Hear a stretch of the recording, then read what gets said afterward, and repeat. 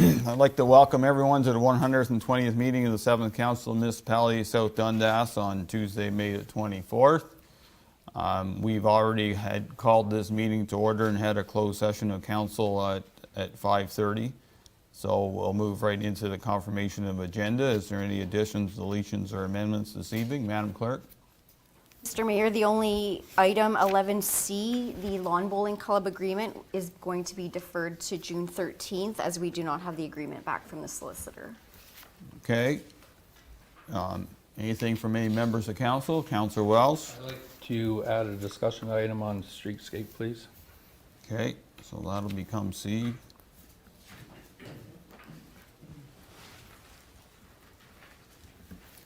Anything from any other member of council? Anything from staff?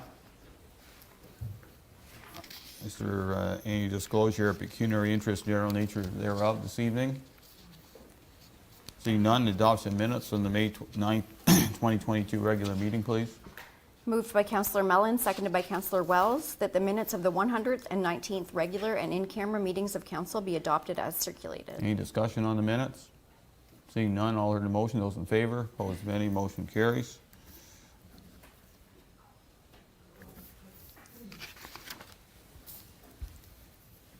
So in the agenda tonight, we have delegations before our public meeting. So we'll call on them first. So first up, we have with us tonight Warden Karma Williams from the counties of United Counties, Stormont, Dundas, and Glengarry. Welcome, Warden. And we also have CEO Tim Simpson from the counties today. And they will be bringing us an update from SDG. So welcome. Go ahead. Thank you. Is this on? Yes, it is. It is. Okay. Mr. Mayor and council members, thank you very much for having us this evening. This is mine and Tim's last stop. We've saved the best till the last, and South Dundas is our final dog and pony show. And we're very pleased to be here this evening and to be received by you, and then to offer some information both to you and your citizens, hopefully online. It's time, to get back face to face and start communicating again with all of us after the height of COVID. And what we'd like to do tonight is to review some of the strategic priorities that the County Council put together back 3.5 years ago. There were some very aggressive goals that were identified, and I would say that we've done really a pretty good job at tackling some of those strategic objectives and really making some positive moves on them. What we'd like to do tonight is to review some of those strategic priorities and to ask you to get some feedback on how well those strategic priorities align with your local priorities. Of course, given that this is the last last year before municipal election, we're not about to be making any major changes at this stage of the game, but we'd be more than happy to bring any thoughts and ideas you have forward that then can be brought to the next council if need be. And so Tim is going to go through, I'm not going to read those, Tim is going to go through some of these priorities and outline exactly what accomplishments have been made over the last 3.5 years. And we'll end it up with some of the capital works program that have happened in South Dundas. So I'll pass it on to Tim. Great. Can you hear me, members of council? Great. Thanks, Warden Williams. Good evening, Mayor Byvelds and council. We won't be too long. I know you have a public meeting after this, so we'll just go through this fairly quickly.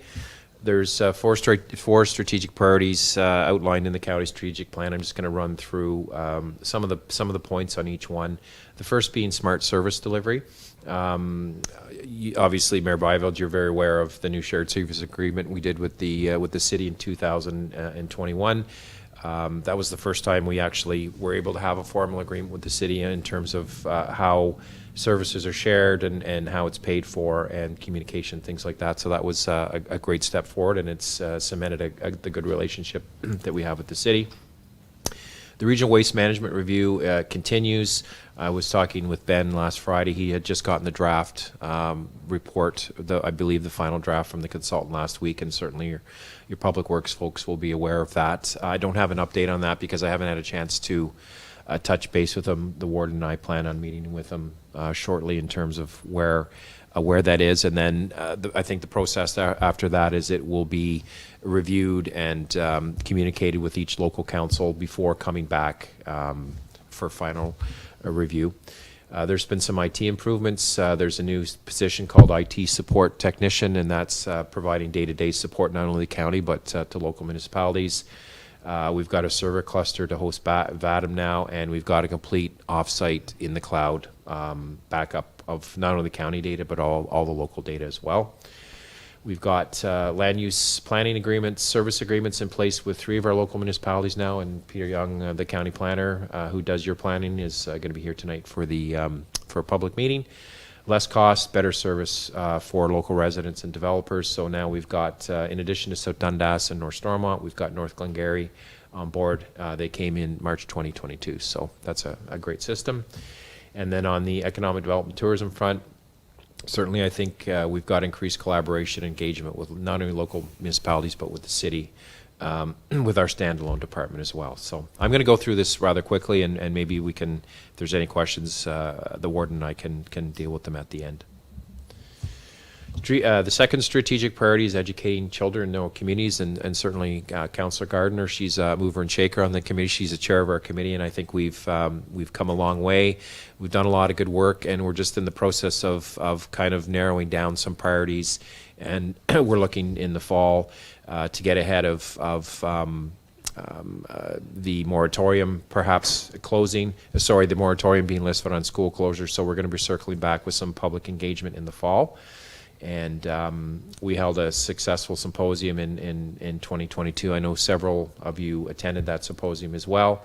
And again, as you see in the last bullet, we're looking at short and long-term actionable priorities.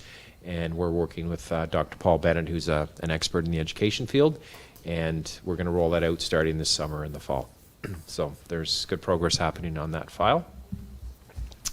Next relates to healthcare, and I know you have a partnership with South Stormont in terms of physician recruitment. Certainly the Warden's Caucus priority of long-term care has been a priority for many years, and we're advocating for enhanced support for municipally operated long-term care. And in our case, that's the home we share with the city, which is the Glenstordon Lodge. So there's quite a financial commitment that goes there.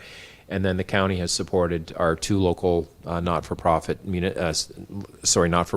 local homes. That'd be the Dundas Manor and the Maxwell Manor, to the tune of $6.5 million.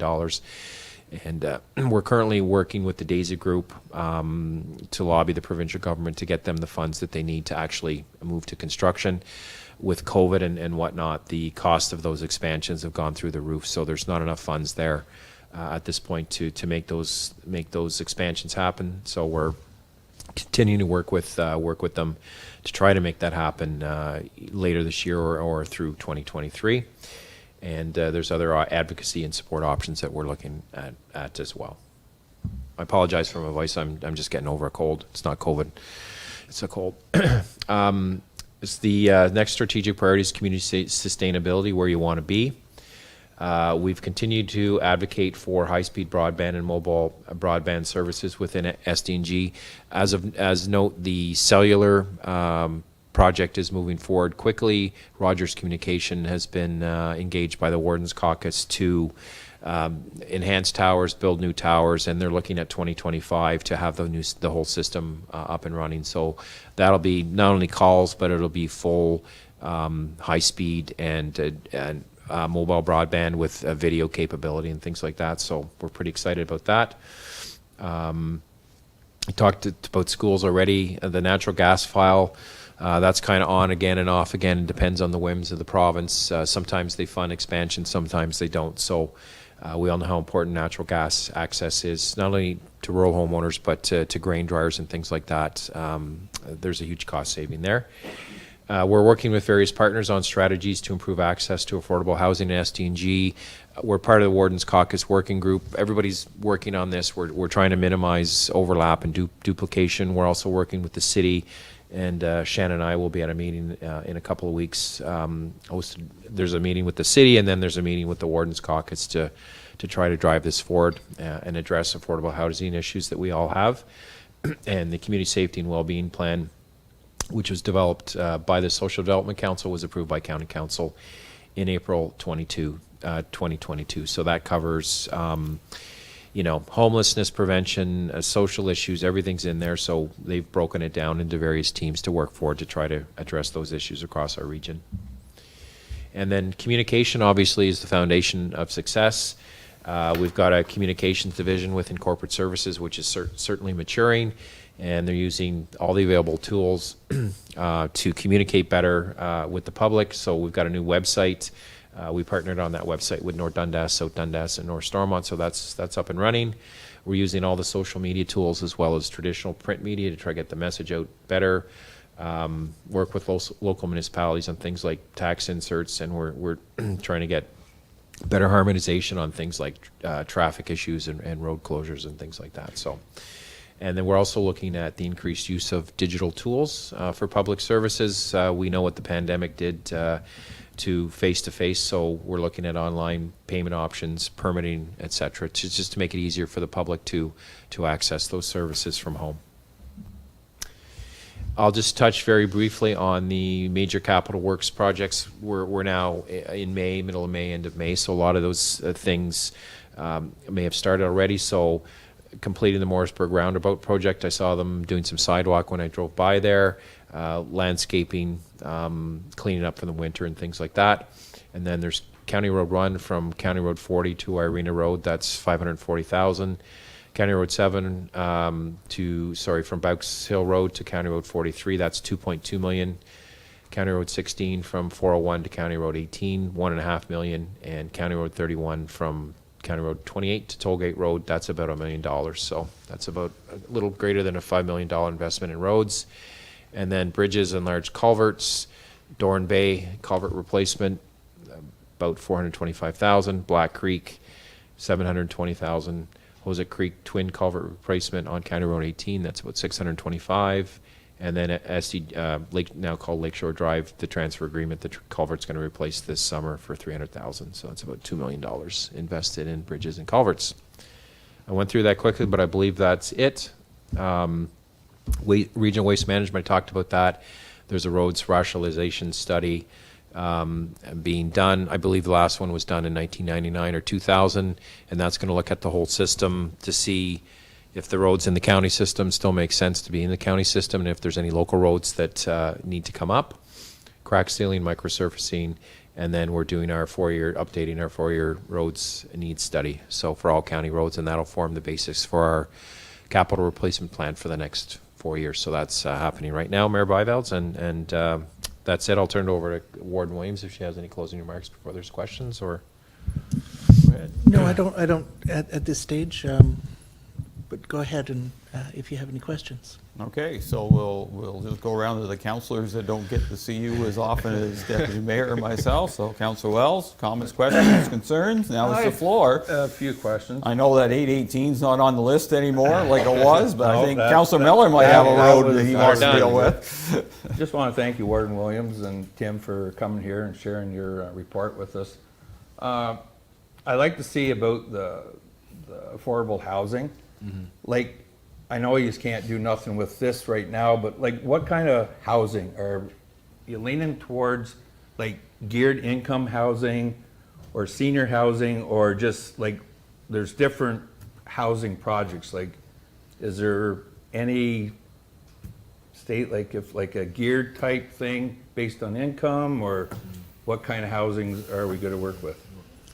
Well, I think a lot of that has yet to be determined. There's a working, well, right now there are 2 working groups. I think it's going to be melding into one working group Okay. that is going to encompass the counties and the city. And then, of course, simultaneously, the Wardens Caucus is working on this issue as well. And so I think that there's going to have to be a lot of information gathering is the first step. They already have a lot of information, but sort of what type of, what can get built the quickest that is needed. I think there are some statistics out there that say that that senior housing isn't the most critical at this stage of the game. No, because we're for young putting money into the manors and That's stuff like right. that, which is good. Like with, everything on here is, we need it all, but like, I think the main one, the 4 years I've been here, all you hear is about is housing, so it's nice that the counties have it on their to-do list, but it would be something I would really put at the top of the list myself. Other than that, everything looks good. I have a few questions for Tim. We got a beautiful roundabout, streetscape and all that. My questions, I drive around, I'm looking at the paint. Yeah.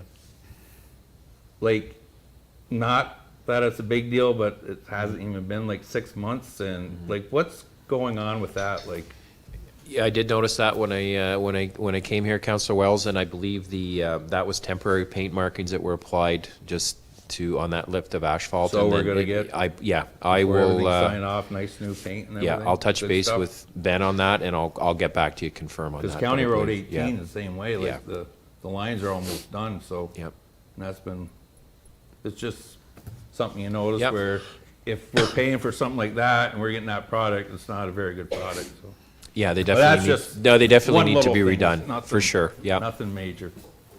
Okay, that's it. for Thank me. you. Everybody. If I can just add quickly to the previous discussion about housing, and Tim referenced this, there's going to be a summit, and I believe it's being hosted by the Eastern Ontario It is. Wardens Caucus. It's in June, yeah. In June, and so all of the,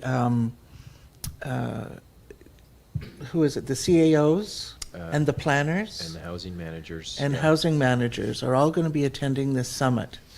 And the idea is to bring everyone to the table, and they've got, it's very well planned out in terms of what the goal of this summit is, and then the results of what comes out of this summit is going to inform the Eastern Ontario Wardens Caucus, that is going to then go to the AMO conference and lobby on behalf of whatever it is that is needed in order to be able to kickstart, some quick development.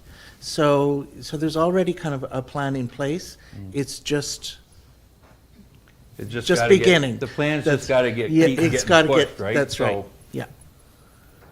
And it's just not here, like Yeah, we're it's talking everywhere. all of Ontario, not just Yeah. municipality of South Dundas or the other 5 here, like it's everywhere, Yeah. so it's something that's really gotta be addressed. Tim? you Yeah, wanna- certainly, I would say it's the number one issue facing everybody at this point, and you talked about the type of housing, and I think everything's got to be on the board, rent geared to Yeah. income, 1 and 2 bedroom, all of that stuff, because we heard, as Warden Williams said, it's not so much the senior housing anymore, it's for the younger families and with kids and stuff like that really need the housing, and there are going to, I can't say anything, but there are going to be some announcements soon in this area. And with that summit too, like that's, you go there and that's where all the questions come out, like right from the top, right down to the bottom, so Yeah. hopefully they can get some questions asked. Thank you. Okay, thank you. So before I go to Council Mellon, I will add to the housing, what we do for housing in SDG, and it is mainly driven by the City of Cornwall, but the City of Cornwall and SDG have joint meetings over their joint services. I'm part of that committee along with Warden Williams. I've been on the committee 4 years now, and I was on it the 4 years previous. So with Cornwall and Area Housing merged in now with the city, they are certainly focusing in on housing. There are 2 new builds in the City of Cornwall, and I've been fairly aggressive on trying to get a build anywhere in SDG that's not in the city. So hopefully, that'll come sometime soon. And we'll go from there. But it hasn't left the plate, it just lands up going every, every 2 months we have our meeting. Now, that doesn't sound like a lot, but, the counties are committed to working with the city on a housing committee that we haven't got there yet. But that mainly does speak to social housing, I understand that, but between that and trying to get the private sector to build more is the challenge we all face right now. And that's something we can work as a municipality or the upper tier now, work together with different contractors. Even like we have our own land that is just sitting there idle that you could, there's just so many different ways you can get this housing here. We just gotta do it. That's it. Okay. Councilor Mellon. Oh, thank you, Mayor Byvelds. Yes, thank you, Carmen and Tim, for coming out tonight and giving us this presentation. I haven't got really anything to add. I'm going to make one comment, though. It was brought to my attention, and I realize in the day and age of social media and web pages and everything, I would just ask that Black Creek Bridge rehabilitation on that one, it caught a lot of residents and landowners because there was no signage ahead of time. And all of a sudden, you've got great big farm equipment coming down there, and oh, we can't go across that bridge. So all I'd ask is that from now on, make sure the contractors post something a week or 10 days in advance, because I did hear back from that, and there were some guys that had to drive quite a ways away when they could throw it was a 9-iron to their field, and that maybe was just a slip through the cracks, but just make sure that that's somewhere in the contract that's posted in advance, so people know that it's coming. People don't go on the website. I don't go on websites very often to see what's going on, and and it sort of caught me by surprise too, and I didn't have to try and take a 300 horse tractor and 40 foot worth of cultivator through a pinhole. But anyway, thank you for coming out, and it's a good presentation. Keep up the good work at the county level. I mean, we get regular updates from our very competent county representatives, and we're always, okay, but but yes, thank you for coming. Councilor Lewis, once you get your composer after Councilor Mellon's. Wow, I don't think I can match that. First of all, I'd like to thank you for the presentation. And Councillor Wells more or less had the same questions that I was going to ask. I do believe that the key is housing, because there's a lot of families out there that definitely cannot afford the rent that they're asking for today. I did some checking around on prices, and I go, wow, I can't believe it. It's crazy. It's crazy. And the second thing I'd like to say is your IT person is fantastic. I worked with, we've had him on 2 or 3 times on my computer, and just bang, bang, it was fixed. So I take my hat off to your IT man. I'll pass that along, thanks. Thank you very much. That's great. Deputy Mayor. Oh, well, I mean, we work together all the time. Poor Tim on the education file. I will say to the residents of South Dundas that we've been very fortunate to have CAO Simpson champion the file. As you may or may not remember, we had over 1,000 people pack our high school. So obviously rural schools are important, and we're getting there slowly but surely. Just to echo what Councillor Wells said, we did ask, I don't know if you recall, but I asked the question at counties about the paint. The Director of Transportation had said at that time that it was a layering process over time, but now that you've seen it with your own eyes, that will be a good conversation, because we were really concerned. I mean, it's hard to say we're completed the project. At completion, it should really look brand new, right? Like, it shouldn't look like it's been there for a couple of years. So I'm glad that Councillor Wells brought that up. And I mean, the housing file, I'm hoping in your Warden's Caucus conversations we definitely they need to figure out a couple of things that can actually move it forward. Because I think what I'm hearing on the street is there seems to be a lot of talk, but if you're waiting for a house, 6 months, 4 years, like it's a long time to wait to go somewhere. And there's affordable housing, and then there's the conversation around low-income housing. There's different conversations for that. It's a complicated file. I don't think it can just be narrowed down, but I'm hoping that we're as aggressive as we possibly can be on that. Okay. So first of all, I'd like to thank both of you for coming to South Dundas to our meeting to present your presentation. As much as mainly myself and the deputy mayor update councillors on a monthly basis or after our meeting basis, it's good to see you come down and re-emphasize some of the points. Some of them are old, some of them are new, but going back to our strategic plan and seeing that we actually did something is always a good thing to say when you go for a re-election this fall for those who are doing that. I will make one point on the paint, that you can put a little scare in the bin.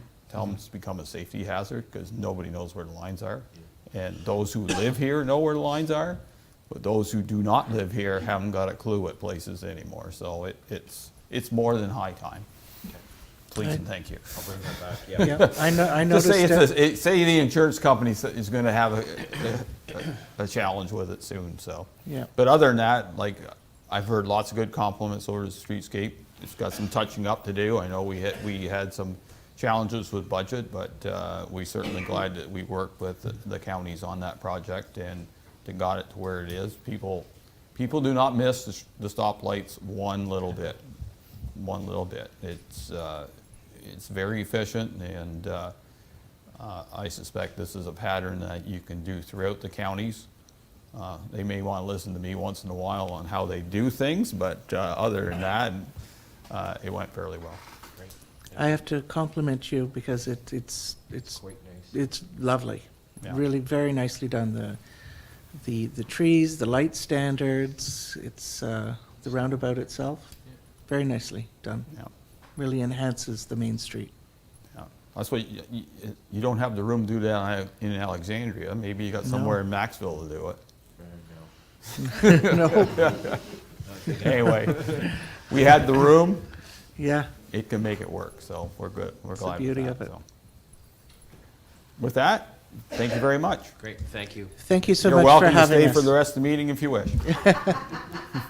It's tempting. Can we go? We'll try not to bore you. Okay. Thank you. Thanks again. Bye. Okay, we have a brief interruption while our audiovisual person resets our presentation, please.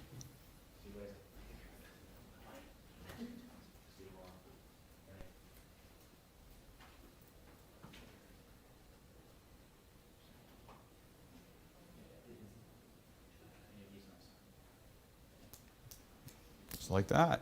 Luckily, still bit. Okay, with that, then we'll call on our next delegation, which is Monica Shade from Shade Group, giving us the Donald Haynes Municipal Drain Branch 1 Engineers Report.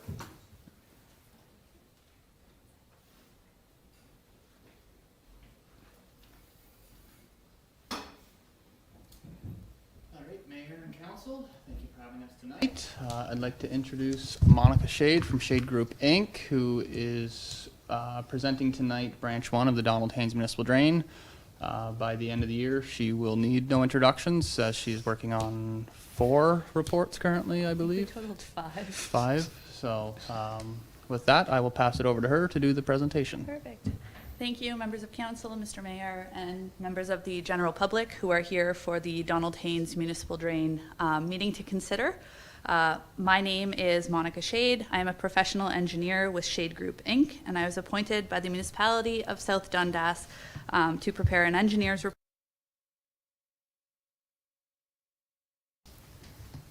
Tonight's presentation will include an introduction of the purpose of tonight's meeting, a very brief history of the existing drainage system, the reason this process was initiated, a summary of my engineer's report, and an overview of what the next steps will be in the process of adopting the new engineer's report.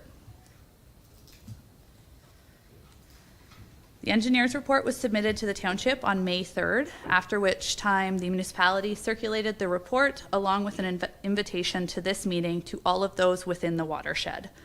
If the assessment was less than $1,000 or less than $100, the landowner may not have received a copy of the report, but a copy is still available by request from the township office. This meeting is to formally present the circulated report and allow members of council and landowners an opportunity to provide input and ask questions before adopting the report. Following this input, council will decide if the project should proceed or if there is any reason that the report should be sent back for further revisions. Assuming the decision is to proceed, the report will be provisionally adopted by 2 readings of bylaw later this evening. The Donald Haynes Municipal Drain and Branches Project was initially adopted in 1976 by way of an engineer's report that was previously authored by Stidwell and Associates Limited. The 1976 engineer's report outlined works that included improvements to a pre-existing system, construction of new branches, and improvements to the receiving system known as the Hess Creek. The total drainage area of the Donald Haynes Municipal Drain and Branches is approximately 9,100 acres. The report presented tonight refers only to branch 1 of the municipal drain. The remainder of the systems are being addressed by way of separate reports. Branch number 1 has a total drainage area of approximately 912 acres and a total drain length of approximately 16,509 feet. So not terribly legible, but a copy of this report or this map is available within the engineer's report as well. It just gives you a brief outline of the drain itself. So the drain is the dark line in the middle of the blob that zigzags its way from the bottom of the screen towards the top right, while the bold outline is the limits of the watershed for the branch number 1. The upper limits of the watershed start at Waddell and Flag Road, while the outlet of the watershed is just east of Lightning Street. Branch number 1 outlets into the main drain of the Donald Haynes Municipal Drain.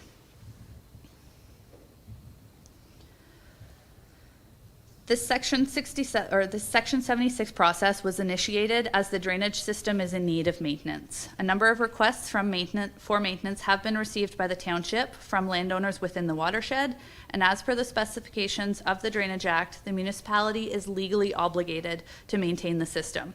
However, as the engineer's report for the Donald Haynes Municipal Drain is nearly 50 years old, there have been some changes to the land use and property lines since the report was initially adopted. To ensure that the costs for maintenance continue to be fairly assessed across those who benefit from and use the drainage system, an update to the assessment schedule needed to be completed before the township can complete the requested maintenance works. The scope of work covered in the engineer's report was limited to updating the schedule of assessment to allow for fair billing of future maintenance costs. The assessment schedule includes a distribution of the costs for each of the properties within the watershed, and costs were distributed using the factored area method. The factored area method refers to 3 different categories for determining assessments: the land use, distance from the drain, and the location within the watershed. The split of outlet liability versus benefit liability was kept in the same proportions as the 1976 engineer's report. So upon completion of my presentation, members of council and landowners will be given an opportunity to ask questions. Following the question and answer period, council will decide if the project will proceed or if the project should be sent back to the engineer for further edits or additions.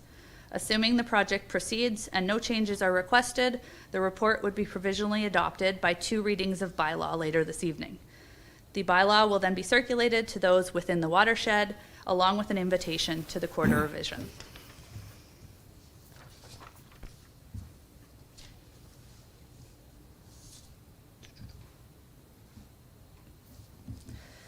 So the quarter revision is the first of 3 opportunities for appeals in this process. Each appeals body hears different types of appeals. The quarter revision is held locally and allows landowners an opportunity to submit an appeal with respect to their assessments. Tribunal would hear appeals with respect to technical aspects of the project, while the referee would hear appeals on legal aspects of the project. Tribunal hearings and referee appeals are only scheduled if needed, whereas sitting on the Court of Revision will be scheduled regardless. If landowners are thinking of submitting a request to appeal, please ensure that the appropriate paperwork is submitted. If you have concerns or questions about the project that you wish to discuss privately, myself or Justin are available to discuss. As appeals can add significant cost and time delays to the project, we are always looking to address as many questions or concerns as we can before going down that route. So that concludes my presentation, and I'll pass it back to council for the question and answer period. I will note that if landowners have specific questions about their property, such as how assessment was calculated for their property, I'm happy to arrange for a private phone call. Okay, is there any member of the public here this evening specifically for that? Go ahead, please stand up, state your name. And there's just a microphone here, please. My name's Jennifer Lebron, and I attend tonight, and I'm a person of disability, and I want you to know that if I can't see your faces, I can't hear what you're saying, and I can't hear from back there at all. I couldn't see this either, so to be included properly, I'd like to know what we can do about that. I'm a landowner. I live on County Road 18. I want to see the map, please, and I want to know where my home is on the map in regards to this drainage ditch. The map on here won't necessarily be like. Well, I'd like to know where County Road 18 is and whereabouts, If you bring the map back up, please. you can see 18 on it. So Can I walk there, please, so I Yeah, can go look at ahead. it? Can you guide me? Where's County Road So See 18? that top- bend right top there? end at the Right left. your face level, basically, is County Road 18 with that curve in it. Yeah. This Yeah. is No. the road? No, just below it. This here? Yeah, that's County Road 18. This is County, Touch screen. This is County Road 18. okay. This is the drain. This is the watershed. Okay, where's my home? I'm at 11,900, like I can't see what Are this you is. on 18 Yes, specifically? yes. So one of those small houses on the Do you have Bill small- Strader No. subdivision? No, Okay. this is 18 This is Yeah. 18. So, Here. subdivision. Is that in Williamsburg? No, I no. outside William- so all those houses along 18 were done by Bill Strader? Are you part of that? I'm the original house, yeah. Which one? The one on top, The two-story. at the top end of it? I have no idea if I'm on the top end of it, sir. Would that be the old Shaley house? Yes. Okay, now I know where you are. Can you tell me where I am? You're almost on the edge, basically.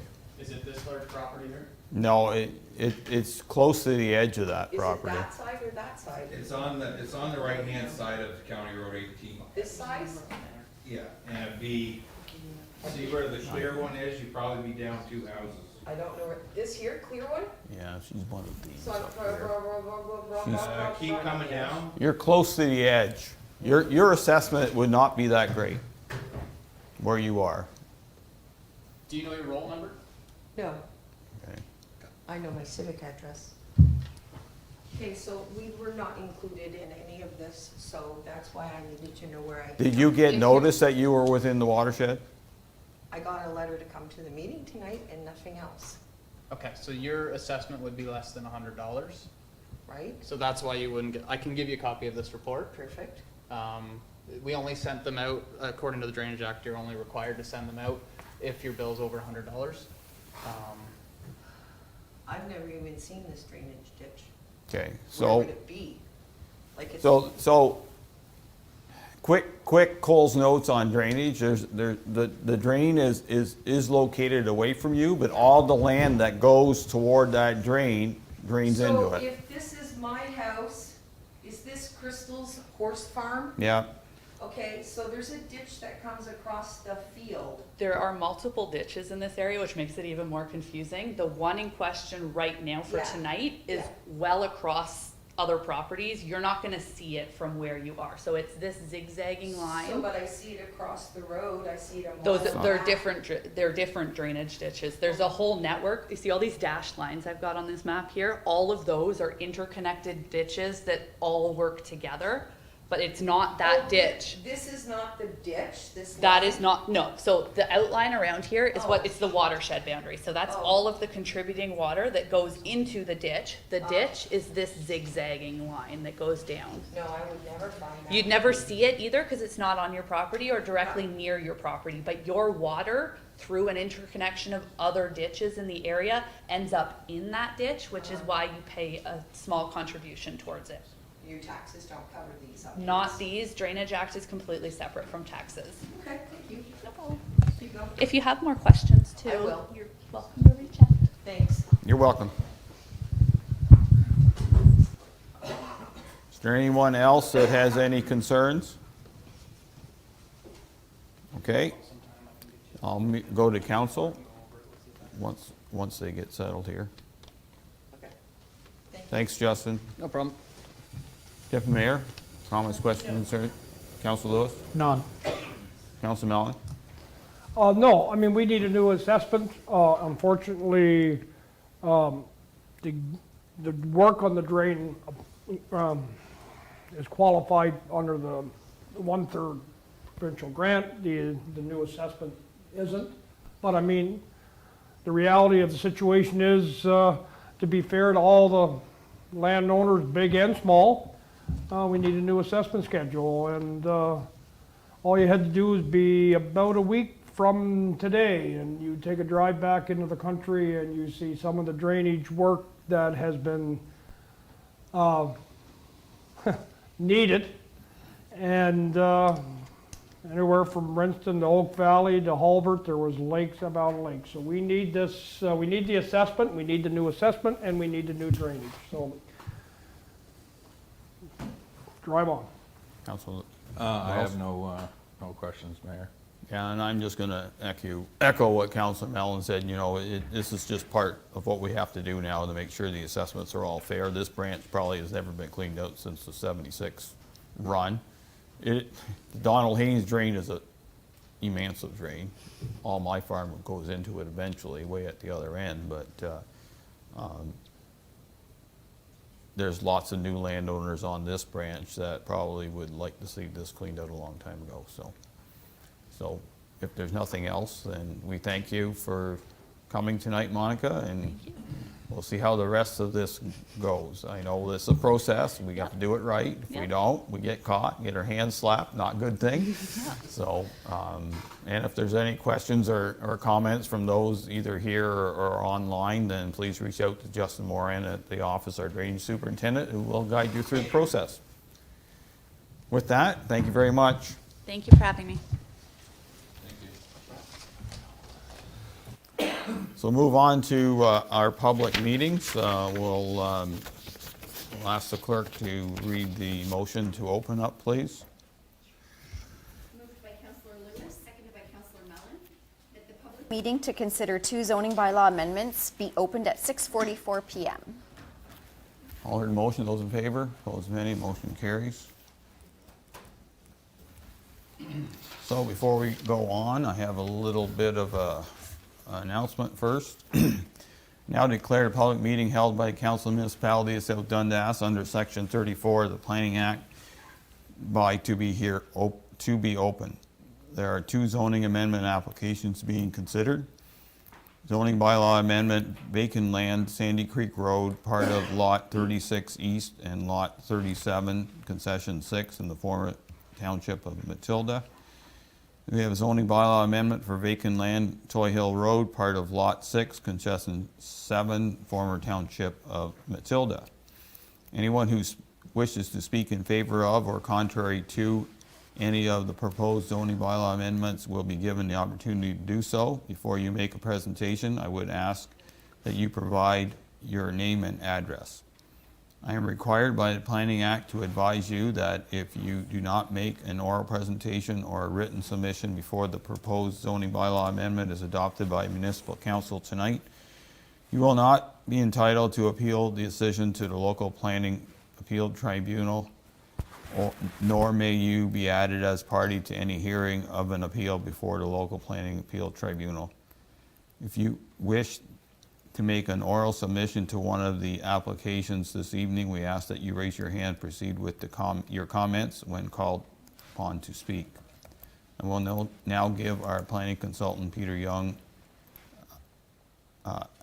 to provide a brief overview of each application. Following the overview of each file, we will open the floor to anyone wishing to make an oral presentation on a specific application. So Peter, welcome. Thank you, Mayor, and thank you, Council. So the first public meeting is for 10093 Sandy Creek Road. It's in the far west end of the municipality, just near Glen Stewart. Both applications are actually similar in the type of proposal. So the first one for Sandy Creek Road, they are requesting that the retained lands for the farmland that they've severed the house from be rezoned.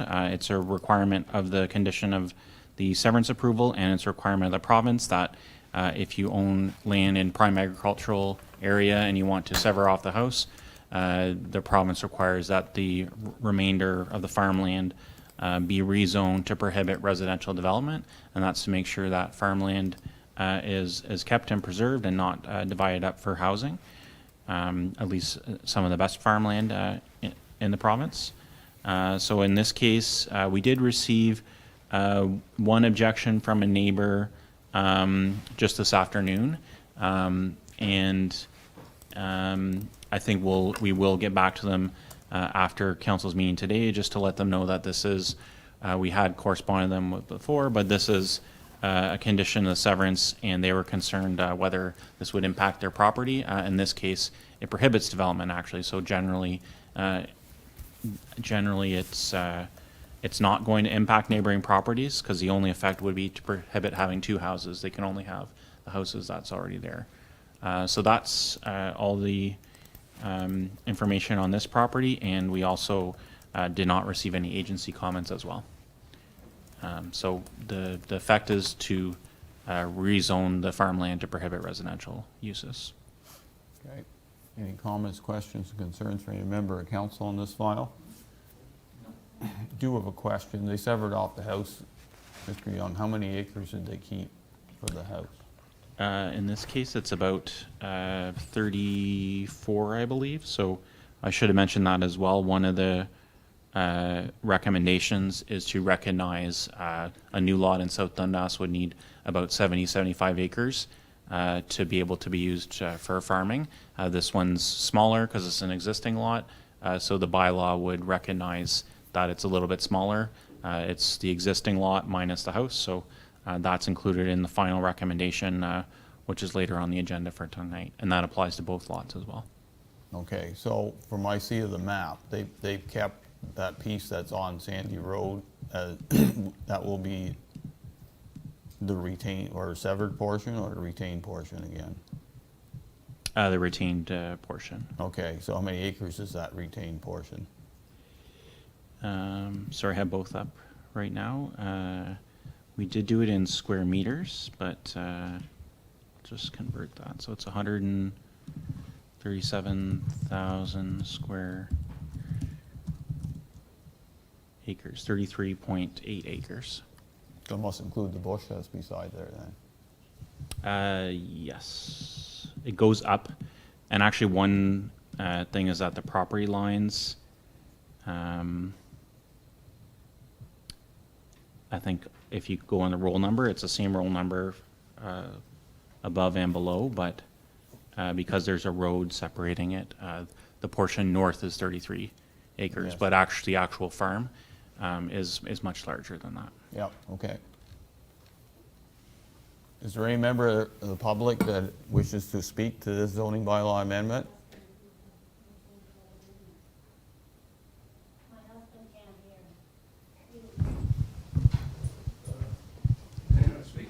Yeah, you can. You please state your name and address, and then you can go ahead, please. My name is Cliff Scher, and I live next door to this property in question. And the only problem that I have with this is it's giving me an extra restriction. and it's not fair when it does that. I don't. Speak in the mic, please. I don't have any problem with him severing that to make his residential lot. There's nothing wrong with that, but he's putting restrictions on my property that were not there before. Mr. Young, can you? I can definitely speak to that. So the zoning, because you are within 120 meters or 400 feet of the property, you receive the notice. So in case that affects your land or what you want to do, but the bylaw itself will only apply to the biker's property. So it won't restrict you from doing anything. It's only applying to the property to your west to restrict that property from building residential. But your property will not be affected. It's only Mr. Biker's property. And that was one of the conditions of the severance when he applied to sever off the house. So your property will definitely not be affected. It's just that because you were next door, you received the notice. But the bylaw is only for Mr. Biker's property. Okay, if that's the case, I have no problem. I was disputing the change in my requirements. I'm okay with it. Perfect. Yeah, that's and it's definitely it is unusual, so you don't always see it. So so I'm glad you came to get the explanation. Thank you. Thank you. Thank you, sir. Thank you. Anything further from any member of the public? Seeing none, move on to our next one, please, Mr. Young. Thank you, Mayor. And this is similar in that it's a lot where they're severing off the house. It's on Toy Hill, Bongers, and Snowbird Road. But the house is on the south side, if in the map in your package. So similar that it was conditionally approved by the counties for the severance. And now the retained lot, so the farmland, is being rezoned to prohibit residential development, and we have a report and recommended bylaw.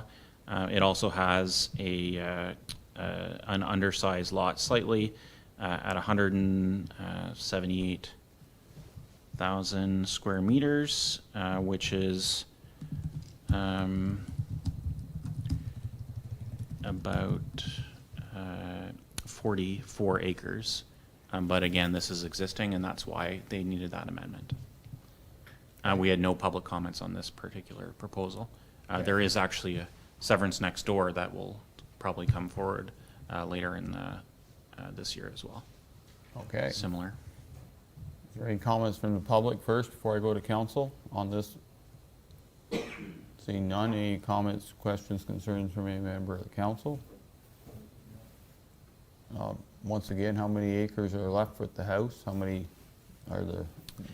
This one was, that was the 43.98, 44 Yeah, acres. but how much did the house take of that whole piece? Oh, this one was closer to, I believe, 1 or 2 acres. I have the survey here. It was the one next door is a little bit bigger because of the configuration of the lot. That's closer to 3 acres. This one is, I think it's about 1 acre, Okay. 1 or 2 acres. Yeah, smaller lot.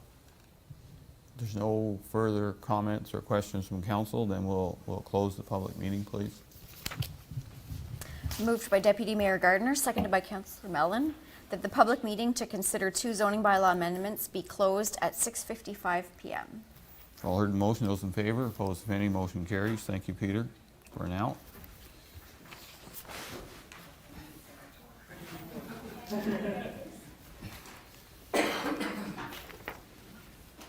Okay, sort my file out here.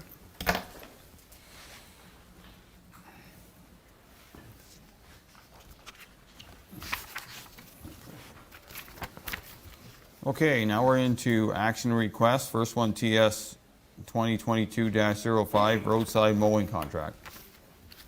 Moved by Councillor Wells, seconded by Deputy Mayor Gardner, that Council accept report TS 2022-05 to award the tender for roadside grass cutting to Superior Group for the price of $96 per hour plus HST for 2022, $98 per hour plus HST for 2023, and $100 per hour for plus HST for 2024. Jeff, welcome. Thank you, Mayor and Council. So due to the number of kilometers of roadway which within the municipality, a second contracted piece of equipment is needed to aid in the grass cutting. Previously, we had a contractor who took out the 3-year contract, which started back in 2020, including 2021 and 2022. Due to increased costs with the fuel, which was not present in 2020, that contractor has since backed away, and the new tender was issued. The previous contract was to end in 2022, so we would have been going to the street in the spring of the winter time, of 2023. This contract will better reflect what I foresee as consistent fuel costs moving forward, which will allow us to budget better when we come to 2023. The increased costs are present. However, they are manageable as far as the transportation department goes, and I can definitely work around these numbers which were presented in this year's tender. I can answer any questions which you may have at this time. Okay, so I will go to Councillor Wells, because so what, for council's information, what's the cost differential between what that person was going to do it this year for and what we are now paying? And I understand fuel costs are fuel costs, but contracts. Go ahead. So through you, Mr. Mayor, the tendered price was $58.75 for this year's contracted mowing. They actually started at $58, and I believe it went up to $58.30, and then it was supposed to finish at this year at $58.75. Again, those prices were representative of 2020, when costs were definitely lower. So that's where we were at. Okay, so from a procurement point of view, CAO, there's two things I see as an issue. First of all, the person is withdrawn again. Brings back my experience way back in 2010 when somebody did that too. I assume the contract didn't have any sort of deposit on it, so we have no way of getting anything back in that regard. And nobody, he doesn't want to do it. There's probably, we don't have enough legs to stand on, but do we have any penalty provisions under procurement policy that keeps this person from bidding on contracts for a number of years? Because it's not fair to us. We budget accordingly. I understand that maybe contractors should look at possible fuel surcharges if things go erratic, or at least come back to the table and say, I can't make it, can we work together? And I'm always game for working together. Circumstances are circumstances. However, I'm not sure I want to go into a 3-year contract today saying that these fuel prices are going to stay where they are. So that's my comments now. Any comment on the procurement policy before we go to council? Yeah. So we do have some information in the procurement policy that we can remove somebody from bidding in the future. I believe it's up to 2 to 4 years. So we could look at excluding them from the next round in 3 years' time if council chose to. The one thing Jeff and I have talked about is a contract with the proponent, is putting some sort of a message in there as far as some sort of a penalty moving forward, because to your point is if there was nobody available to do it this year, it was short notice, we'd have to be doing it internally with our own staff. So we need to have some penalties in there moving forward to prevent somebody just walking away and not being held financially responsible for that. I think that's something to consider, considering I get grain contracts on my desk sitting at home that are $100 a ton less than what I can get on the open market today, but I'm going to deliver that grain because that's the way life is. So, Councillor Wells? Yeah, I'm I'm not happy with this at all. To start with, we go over, and it's hard when you have by the hour contract for performance bonds and stuff like that. But I said before, we have to get something in where something like this doesn't happen. Like we're paying, what, 58 and 96, so the big difference. Like someone could have, did anyone like say to, oh, I don't know the guy's name. Anyways, I know who he is, but like to come and talk to us about like adding a couple dollars, because what happened with a contract like that, and it can be our fault too, but we always take the lowest, right? So when you're lowballing a contract to get it, and then you come, well, I'm not going to make money. Well, that just doesn't fly. That's not the way contracts work. It's a signed contract. I would have been willing to direct staff to go out and have Warren write a little letter just to, okay, this is what you agreed to. What are you going to do? Like just one letter. A letterhead can do a lot of things to a person. And I definitely, like Mayor, I'm acting to the Mayor, what his comments were, I'm not going to sign into a 3-year contract for this at all.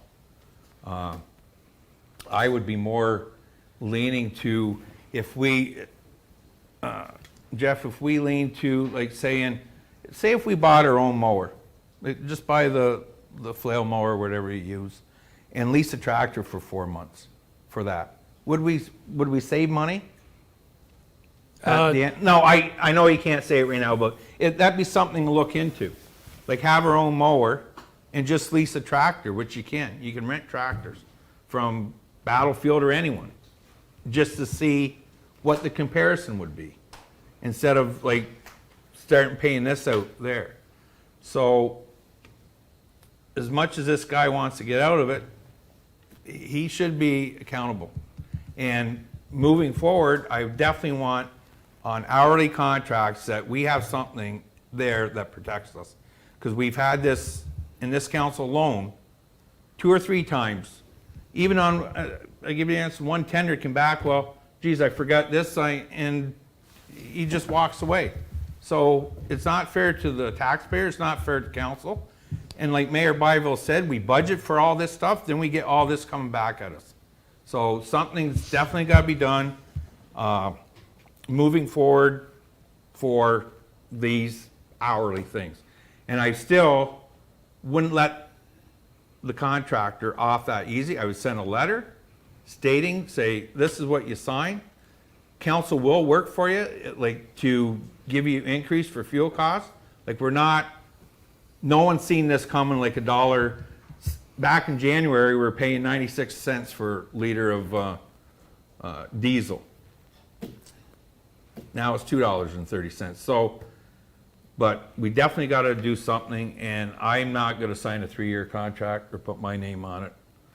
I leave that up to the next council. We get by this year, whether we rent a unit or we give this guy like not twice as much, but quite a bit more money to do it this year. So that's my comments for now. Councilor Mellon? Yeah, I gotta agree with what's been said here so far. I would go so far as to maybe take legal counsel on this one and say, look, like, you know, if it's up to me, that individual would never get the bid on another contract in South Dundas again. Whether we can make them stick to that last final year. Mayor Byville said it right. I mean, you know, if I sell a ton of corn and the price goes up, I gotta sell it whether I want to or not. If the price of the fuel head would go down, or is he gonna say, oh, well, gee, guys, you know, I priced at $1 a liter, I'll give you some money back? No. So, you know, I think there's gotta be some accountability here. There's gotta be some way to bind these people in. Is it worthwhile for us to go to a 3-year contract? Probably not, because the other guy backed out after 2 years. So what's going to happen in 3 years, I don't know. I think as far as us getting through this year, I don't know, like we already have a tractor and a mower. You know, we'd have to go out and get another mower this year. Yeah, we could rent a tractor. We'd have to put a man on it. I don't know you know, grass cutting season should be starting ASAP. So we're, if anything, we're a little behind the 8 ball on what to do with this one, but I'm not happy with the fact that we're, you know, to go 3 years. We've been bitten too many times. I'm just a little gun shy to, you know, go 3 years. We're going to tie in the next term of council up, you know, and then if somebody backs out, then, oh, you know, I can't do it for that anymore. Well, you know, be honest with you, from 96 to 98 to 100 over the 3-year term, I think that's just asking for trouble. You know, it's gonna come back, and it's gonna come back to bite us.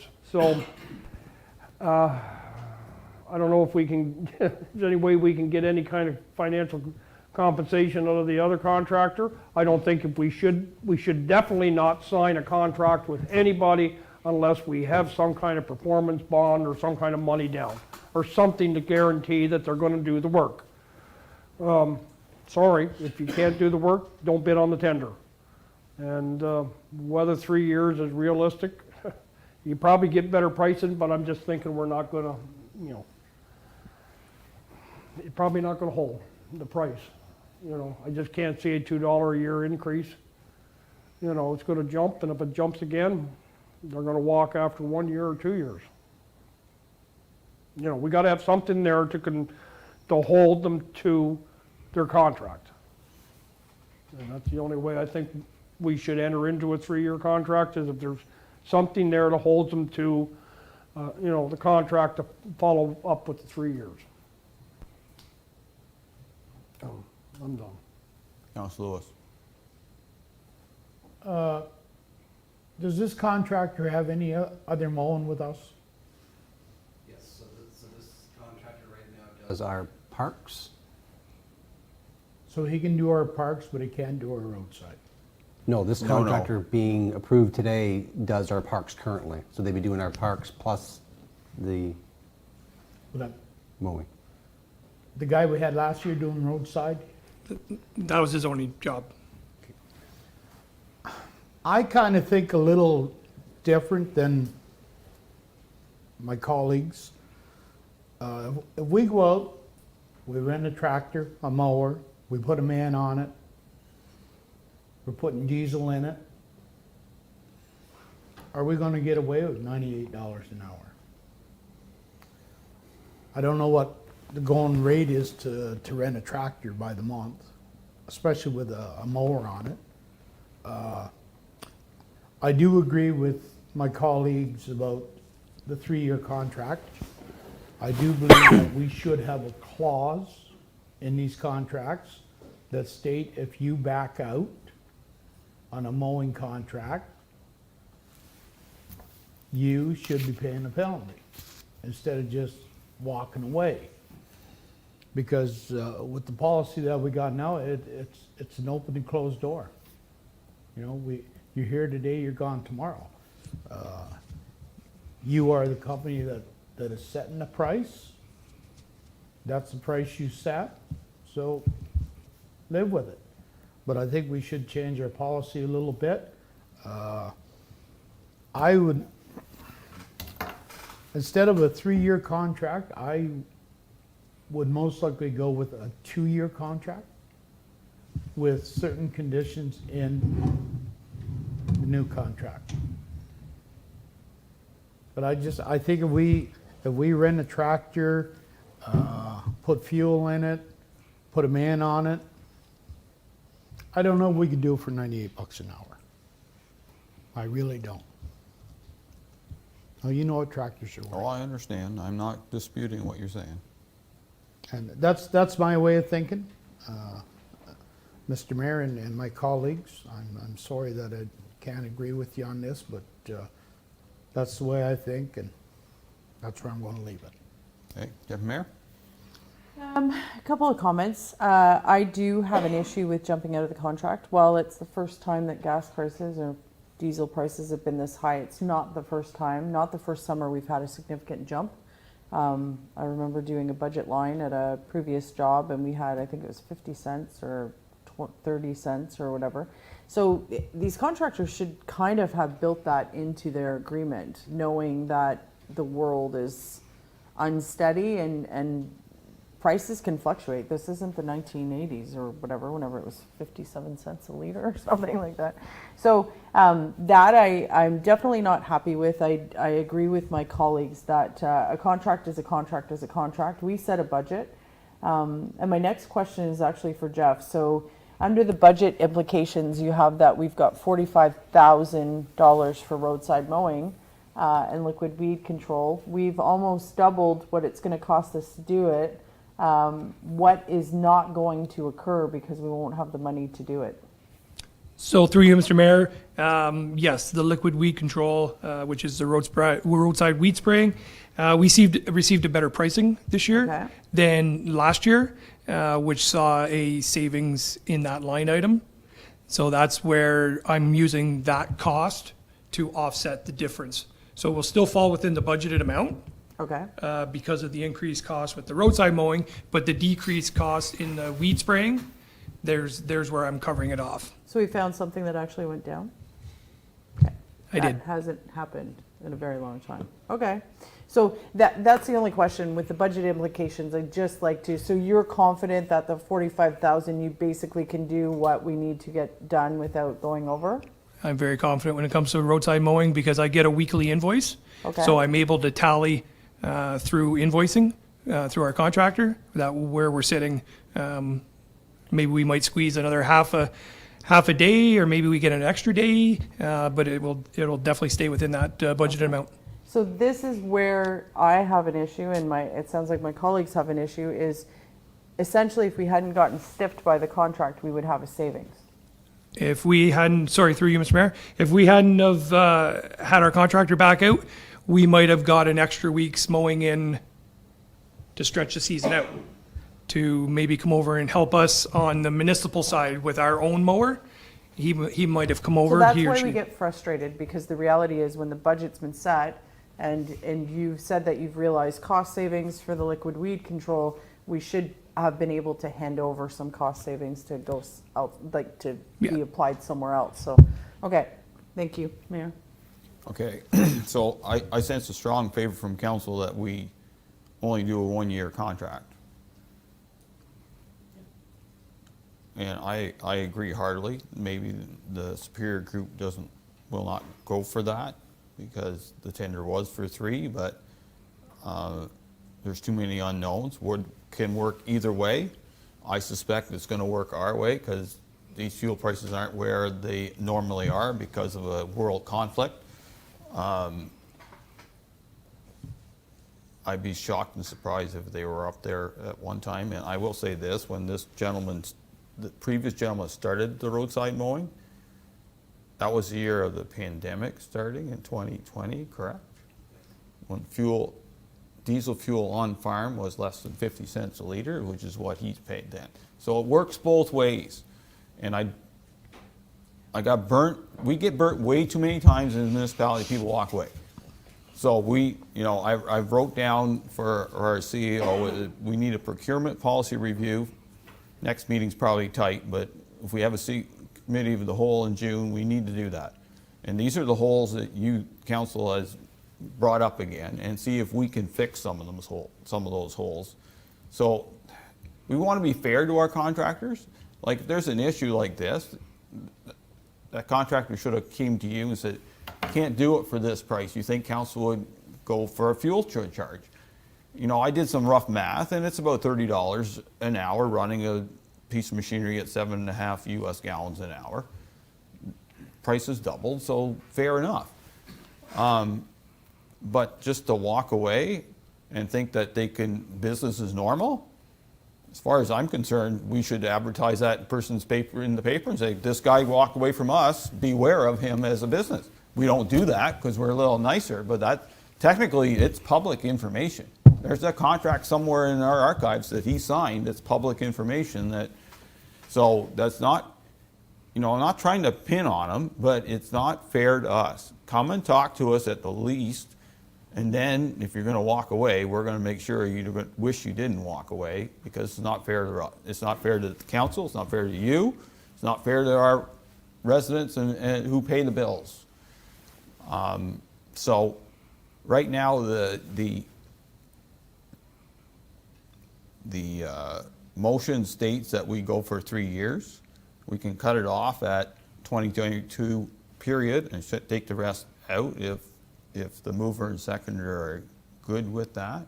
It was moved by Councillor Wells, seconded by Deputy Mayor Gardner. Yeah. Okay, so we're going to take them out, delete them. Then, does the rest of the council have anything further to say on the motion as presented at $96 an hour for 2022? I have a question. Go ahead, go Yeah. ahead, I'm not shutting the debate down. Yeah, on submission one, Jeff, like on the tender, like when you went out, took this out to tender, submission one, the CSL group, I guess. We got down here a 25 horsepower tractor. Is that a misprint, hopefully? So through you, Mr. Mayor. So that is a lawn tractor with a 60-inch front mount mower on the front of it. I think they thought they were doing maybe parklands on the side of the road, because when I looked up the Kubota F2690, that is a front mount. That's a little lawn tractor with a front mount mower on the front.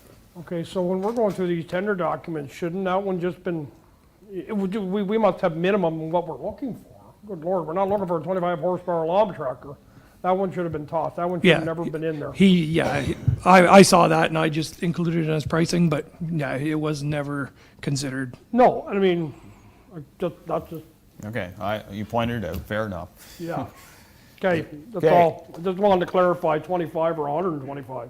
Okay, on the motion that reads now that we will be paying the Superior Group $96 an hour plus HST for 2022 period. Anything further? Seeing none, all heard in motion, those in favor. Opposed if any, motion carries. And if that's an issue with the Superior Group, then I guess you have to come back to council. Okay, thank you. Next report, PE 2022-11, Matilda Memorial Park budgeted projects. Moved by Councillor Lewis, seconded by Councillor Mellon, that council accept report PE 2022-11 to complete repairs at Matilda Memorial Park as outlined in option A using the 2022 budget allocated funds. Additionally, that council support in principle completion of the interlock in the 2023 budget with final approval by council during the 2023 budget process. David, welcome. Good evening, Mayor and Council. So this is adding to the theme of the night so far. In 2022, we budgeted $10,000 to relay and do some structural upgrades of some interlock and replace some sonotubes at Brinston Park. All the pricing came in a little higher than we had budgeted. So I've just looking for council's approval and a little bit of support from this council towards the next council. So rather than ripping up the interlock, putting the new interlock down and doing the upgrades, we're gonna take out the interlock ourselves in-house, just store it on site there. Then we'll do the sonotube upgrades. It'll almost work out better. We'll have the year to we'll have the winter season to let the stone around the upgrades compact itself. And then I'll come back in 2023. Obviously, not this council's decision, but next council's decision. But I'd like the support of this council in just helping me budget for next year. And then it'll also allow me to have a stronger case with my landscaping contractors. I met them, I know two of the contractors here, I met them in April and they were already starting to book into next year. So it allows me to sort of hold my time slot, even if for next April with the support of this council. That's about it. If there's any questions, I'm happy to answer them. Okay, Deputy Mayor. Have you talked to the Matilda Group about how it's going to impact their pig roast if the interlock and stuff is gone? So I was talking with the group earlier this week, and I sent this to Mr. DeYoung earlier this week. So he's seen a copy of this report. He knows what I'm proposing today, and he was supportive of it. And I sort of said we'd work with them, that we're not taking out the interlock too early. The other advantage is, before I was sort of had to take out the interlock, get it back in, we can sort of delay taking the interlock out until September now, and then come in and do the work as well. Okay, and the next council might not. It's a risk, but I'd love to. What we recommend. Yeah. So just to let you know, the new council has the right, as did we, to decide. So I'm not sure if I'm super comfortable with that, but I guess I'll hear what my colleagues have to say. We can only make it a recommendation, that's all we can do. They can do Okay. what they want in the end. We've done it already with a few other things, so it's not, wouldn't be the first time we've done it. Oh, well, And- right. And as I said, the next council certainly has the full right to do whatever they please. Councillor Lewis. I agree. I don't have a problem supporting this, but I cannot make the 2023 or 2022 council's decision. That is totally up to them. So you gamble. If you win, you're lucky. If you don't, you don't. So, yeah. Council Mellon. Yeah, I'm not willing, so it's gonna cost us another 8 to 10 to do all the interlock, to do it all this year, right? That's Yeah. what you're saying? It costs a little bit less than that just to do the interlock, but I know in the consent agenda, a little foreshadowing is the UV issues that we had. So I can't really, I lost some of my wiggle room, so. Yeah, it's unfortunate you be, and I'm not willing to, I'm a great stickler for being on budget, so I better agree to option A. I'm not comfortable with, I'm hoping the next council will say, yes, we'll budget to do the interlock next year. That's all we can do. Option A. It won't be you or me. Councillor Wells. No, I definitely, this option A, David, is the best route to take. We have the 10,000 there. We're taking the Interlock. the interlock out. And at the end, like the stone, it'll be perfect. And plus, like you said, around the columns and everything, once you put that in, it'll give it time to settle, repack. That's the only way to do it. And we're gonna stay in budget. There's gonna be a little left over to look at your UV repairs too. And we're all in budget, and let the next council worry about I'm sure it won't be an issue as far as stones go, putting them back down. Like, all it is a I think it was herringbone look you're doing on it. Yeah, so through you, Mr. Mayor, currently it's not herringbone, but That's what you want to do. That's the issue right now. is So that it even, isn't. even that can be done in-house, like Yeah. at the end of the day. So no, I think the best way to do it, we're still in budget, option A. Let the next council worry about putting them in. Okay, I agree with council on all points. I will say this, though. My read of the South Branch Fund does not say we, municipality, can't apply. We're spending a lot, they are using a lot of money from that fund. This is the perfect opportunity for that fund to use on that money. And I know Councilor Mellon is looking at me kind of strange, but I've read that thing 5 times and I cannot see anywhere it doesn't say no. So, and I'll leave it at that. We're not going to discuss it any further. It's not on the table. All heard the motion. Those in favor, opposed, if any, motion carries.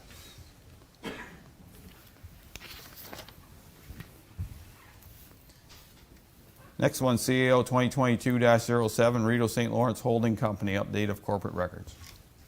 Moved by Councillor Wells, seconded by Councillor Mellon, that council authorize the Chief Administrative Officer and Treasurer to sign the resolution of the Directors of Rideau St. Lawrence Holdings Incorporated on behalf of the Municipality of South Dundas to bring the corporate records up to date as required by the Ontario Business Corporations Act.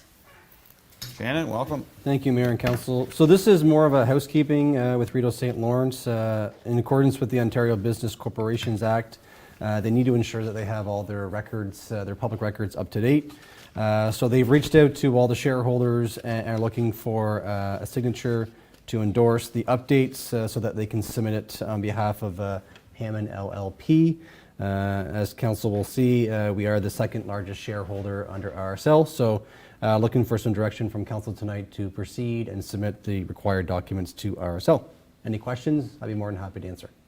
Okay, does Council have any comments, questions, concerns over this document? I'm sure you read every line and figured it all out. Go ahead. Oh, okay. Okay. All heard the motion, those in favor, opposed, if any, motion carried.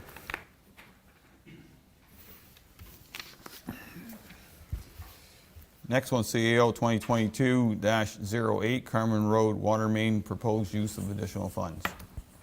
Moved by Councillor Mellon, seconded by Councillor Lewis, that Council accept report CAO 2022-08 to revise the scope of work for the Carmen Road Water Main Relining Project as outlined on Schedule A in the amount of $878,104.73 plus HST to 4Action Incorporated, and that Council authorize the shortfall of $37,181 be financed by the Water Reserve in 2022. Okay, go ahead. Welcome, Dennis. Thank you. So this is a follow-up to our last meeting in which we provided council with an update on the Carmen Road relining. As council will recall, back in February, we did award, as I call it, phase 1 of the project, which came well under what we applied under the green stream of $2.2 million. The tender was, I think, $1.2 million that we awarded. At that time, we thought it would be prudent to look at expanding the project so that we could maximize our funding under the provincial and federal funding. So as council will see tonight, we are proposing an additional, I guess, a phase 2 and a phase 3, which Dennis can explain a little bit on the importance of that. What we're looking for tonight is for council's approval to proceed. It will be an extra, as I said, $878,000 with a shortfall of $37,000. It will maximize our provincial and federal funds. The one thing that I have begun with the province and had some discussion is when we initially applied under the green stream, we were very specific on how many meters of infrastructure that we would be relining. This is expanding it more, so we've had to do a project revision submission to the province, which I have completed that last week. We anticipate that we will probably hopefully get approval in the next week and a half so that we can proceed. They didn't feel it was an issue because of the fact we're not asking for any more funding. We're just asking to expand it based on a competitive bidding process. So our hope is that we'll get the approval so that 4Action can continue with phase 1, completing that, and then completing phase 2 and 3. So looking for some direction from council, but maybe I'll have Dennis provide a little bit of context of phase 2 and 3 and what the importance of that is. Okay, go ahead, Dennis. Yeah, thank you, Mayor and Council. The additional work that we're looking to do, these lines are 1957 ductile iron, and they are our main infrastructure in the town of Iroquois. The 10-inch going up Bay Street and across Dundas Street is the main line that feeds the water tower. And as well as the line in behind is Bow Street. North of the tower, that is also the main redundancy line. So if we ever had a break or anything on Carmen Road, or if there was ever something that happened, we do have a redundancy line that feeds the back part of the town. So these lines are very important. I did do, like I looked into my distribution book, we had 6 water breaks since 2003 on Bay Street, as well as 4 on Bouk, and also 2 on up to CN Road, or up to Station Road. So the infrastructure is aging. My recommendation is that we do it and protect our main infrastructure. Once this project is done, the line north of Highway 2 will all be plastic and relined. So other than the small stretch in front of KBD, that's ductile iron, the rest of the lines will all be plastic and relined. So we would be protecting our main source in the town of Iroquois. If you have any questions, I'd be happy to answer. Okay, Councilor Wells. No, I like the fact that we're gonna use all our funding and everything. So the bottom line is, over and above our funding is the 37,000. Correct. So through you, Mayor Byvelds, to Councillor Wells. So our portion, which is the 26%, we would have to come up with another $37,000, but we would be maximizing the provincial and federal funding. Which I thought that was the way, so that's, and I have no issue with that. Like, we'd be silly not to do it because they're there working. We have the reserve. I just say get it done. It's money well spent. Councilor Mallon? Yeah, I guess, and I'll take your expert advice on this, Dennis. It's like north of, say, Belk Street. Yeah. It's not a very big chunk, but I'm just wondering, is that good bang for the buck? We have problems in there, like I can see going back to, you know, the old cold storage, but going on past that, I'm just wondering. Yeah, on that, it's just basically, they run the liner right to the hydrant. There's a hydrant up there, so they need a hole for an outlet. And that is the next spot where the hydrant is on right up there. That's where they would stop at the hydrant. So if they were to stop at the end of Belk, they'd be doing an additional hole. So they just go as far as they can to go up to the hydrant. Probably wouldn't make up $37,000. No. Drive on, let's do it. Councilor Lewis? So, Dennis, just to bring everybody up that's watching here, for this $37,000, it's almost going to Station Road Correct. and then out to the water tower where we were going to start with. That's correct, but it's going, the old project went up to the tower Yeah. on Carmen Road. Now we're gonna extend it to the CN Road and down Belk Street. But the main line that we're gonna be protecting would be Bay Street. Bay Street is our main, so that's the only 10-inch, that 10-inch is the one that feeds the tower. So it's the main line, it provides the most pressure in the town whenever we have that one opened up. And there's been multiple breaks on there, so to me, it's a no-brainer not to do this. Basically, it's going to protect the main part of the town. Now, I noticed you also have in the blue from Dundas to the campground. That's Is that correct. included in that? That is included in that. I have no issues. Yeah, Mayor? No, I mean, we have to leverage the funding that we get, and this seems to be the most efficient way, so I have no issue with this. I think it's just proven way of doing what we need to do with all the funding we can. I compliment you for finding what we need to get done. And I would like to say, through you, Mr. Mayor, that on the Carmen Road relining, they did find 2 other breaks on that street, so we would have probably got them this winter. So the project's going well. I think it's a smart decision to reline this because we probably would have got them on Bay Street as well. So when they ran the camera through the main, they found some cracks in the pipe. So they would have been 2 other breaks that we would have had probably in the next couple of years or next year. So Well, that's good. Anything further from any member of council? Seeing none, all heard the motion, those in favor, opposed if any, motion carries. Thank you, both.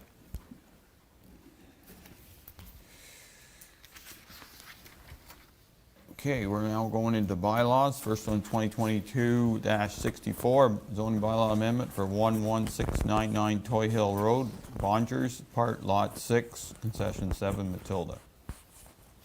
Moved by Councillor Wells, seconded by Councillor Mellon, that bylaw number 2022-64, being a bylaw to rezone part of 11699 Toy Hill Road, being the retained portion of consent application B 2021-21, more specifically known as part of Lot 6, Concession 7, from General Agricultural A Zone to Floodplain FP to a new General Agricultural Exception 82, A82 Zone and Floodplain, be read and passed in open council, signed and sealed.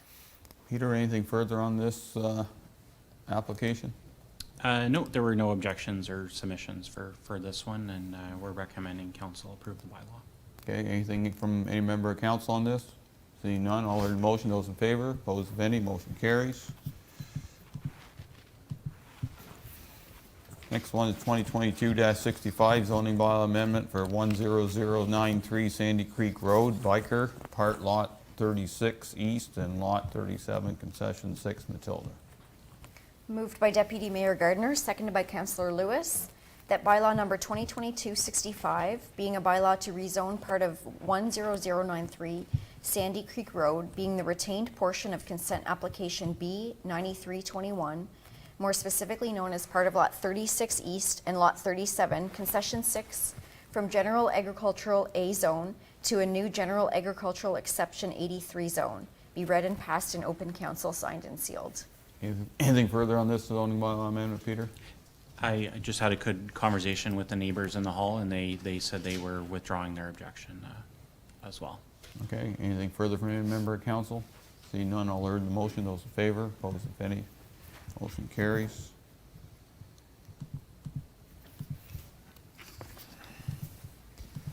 Next one is 2022-66, part lot control bylaw. Moved by Councillor Lewis, seconded by Councillor Mellon, that bylaw number 2022-66, being a bylaw to lift part lot control for lots 13, 24, 25, 26, registered plan 29 in the former village of Morrisburg, municipality of South Dundas, be read and passed in open council, signed and sealed. Peter? Thank you, Mayor and Council. So this is a semi-detached on St. Lawrence Street. It's just south of 2nd, so close to the municipal office, actually, in the school, and this would separate the two halves of the existing semi, and it's divided. You can see it's not exactly on the original lot lines in one of the attachments with the survey, so it's slightly different. So they did have a survey and to go through the party wall, and are also working with Public Works to service both of them separately. So we're recommending council approve this bylaw to allow each half of the semi-detached units to be sold separately. Okay. Any comments, questions, concerns from any member of council on this one? Seeing none, all heard the motion. Those in favor, opposed, if any, motion carries. Thank you, Peter. Next bylaw is 2022-67, a purchase sale agreement with Sears. Moved by Councillor Mellon, seconded by Deputy Mayor Gardner, that bylaw number 2022-67, being a bylaw to authorize execution of a purchase and sale agreement with Carl James Sears and Marie Sears, be read and passed in open council, signed and sealed. Shannon? Thank you, Mayor and Council. So this is our final purchase and sale agreement to satisfy MECP in regards to the continuation attenuation zone for Matilda landfill. If council has any questions, I'd be more than happy to answer them. Any comments, questions, concerns from any member of council on this? Seeing none, all heard the motion. Those in favor, opposed, if any, motion carries.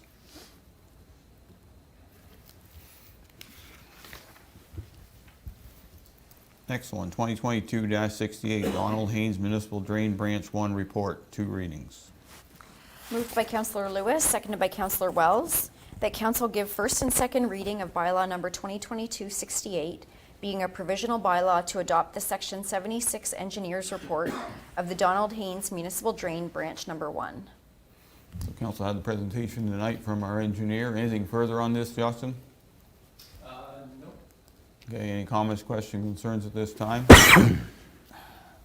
Seeing none, all heard the motion. Those in favor, opposed, if any, motion carries.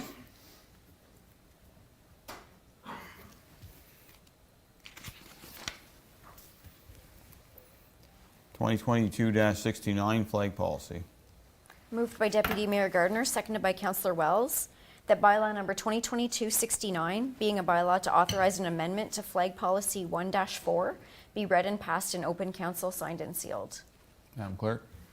Sure. So in collaboration with Manager of Facilities Jansen, this is a follow-up to his report that he provided at the last council meeting, providing amendments to the flag policy. Any comments, questions, concerns from this council?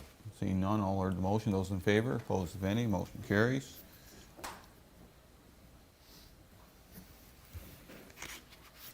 Next one, 2022-70, fees and charges.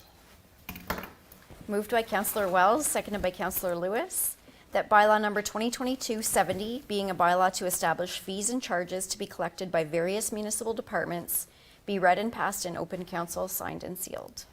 Okay, so you will have a preamble, or? I was just how going to do- mention, Mr. Mayor, that obviously this has been reviewed on 2 different occasions. So the version that's included with your package this evening includes the revisions to the landfill that was made on May 9th. So that includes the removal of the $10 charge. And in addition, council at the time had requested some definitions of brush. So we've included a column where there's no charge for e-waste, no charge for wood chips, brush less than 3 inches in diameter, there would be no charge, and brush greater than 3 inch in diameter, landfill rates would be applicable as per the above charges based on the trailer, size of the trailer.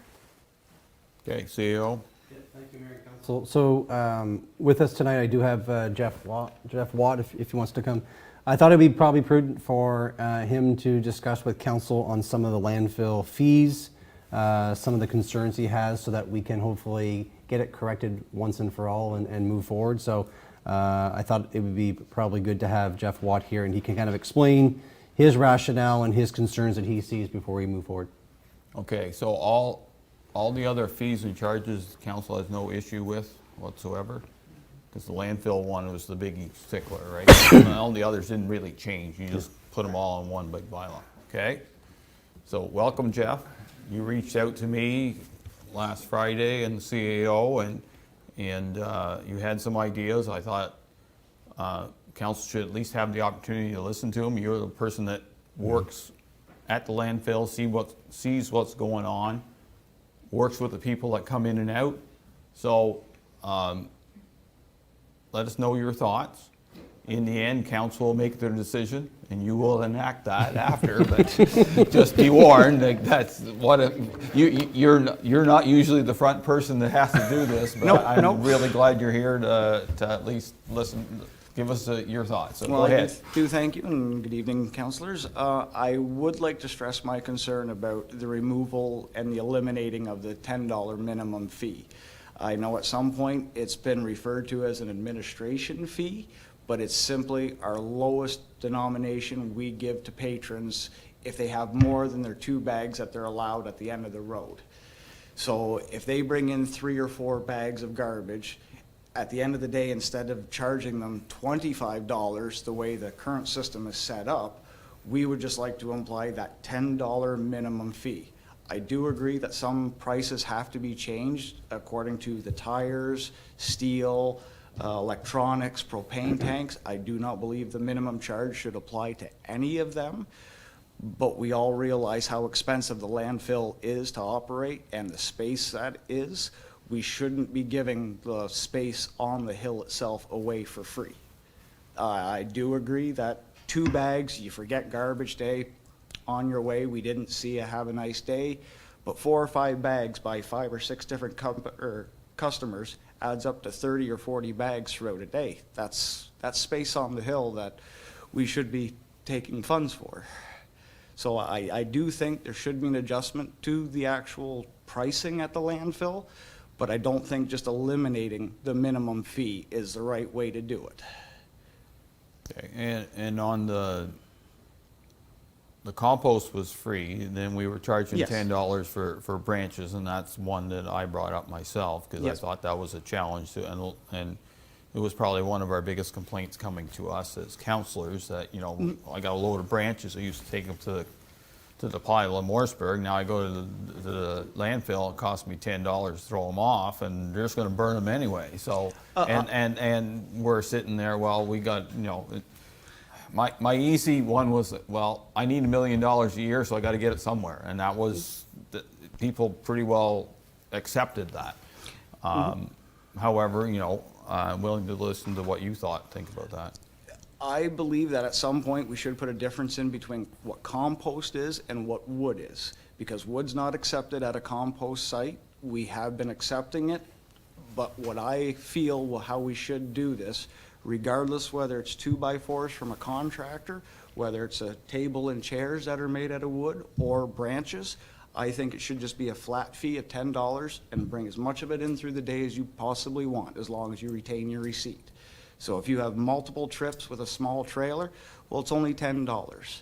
Instead of being charged as residential garbage, where if you have a 10-foot trailer, 1 load of branches could cost you up to $90. So I do feel if we just do away with most of the pricing when it comes to the wood and just say it's a flat fee of $10, I've noticed a big difference when my contractors come in. Their trailers aren't so mixed now that everything goes up onto the hill. They've realized the benefits that if they separate their wood, bring it in, it's only $10 instead of a $355 load on a 12-foot trailer. There's definitely benefits to cutting the cost down on it, but I don't think just eliminating it's going to really solve the issue, because that's going to bring back on everything else. Because when it comes to the garbage, I mean, if somebody's gonna get charged $25 or $30 for whatever vehicle they're bringing it in on, if it's only 2 bags, those 2 bags are gonna end up in the ditch. We're gonna end up having to pick it up, and it's still gonna go on the hill and consume that space anyway. We might as well collect the minimum charge for those 2 or 3 bags instead of it just being thrown up there. Okay, Council Wells, you had your hand up. Okay, Jeff. Point taken. As far as the fee, now the fee's been moved. I see about the 2 bags, but here's the thing: like if someone, actually, before I go to the bags, let's concentrate on the wood, because there's always been a fee in there. Actually, it wasn't even $10 at the time; it was $5. I don't see where it was eliminated, where you could always bring as much wood as you want to burn. I don't think that was ever taken out, or if it was, it should, like, I'm agreeing with you there, but I thought it was still there. I'm good with that.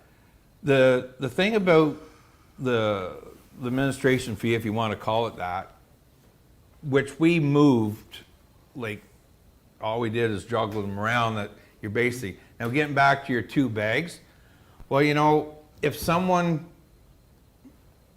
misses their, say if they didn't put their garbage out and they throw it in their truck and they race to the Matilda dump on that day, Tuesday or whatever.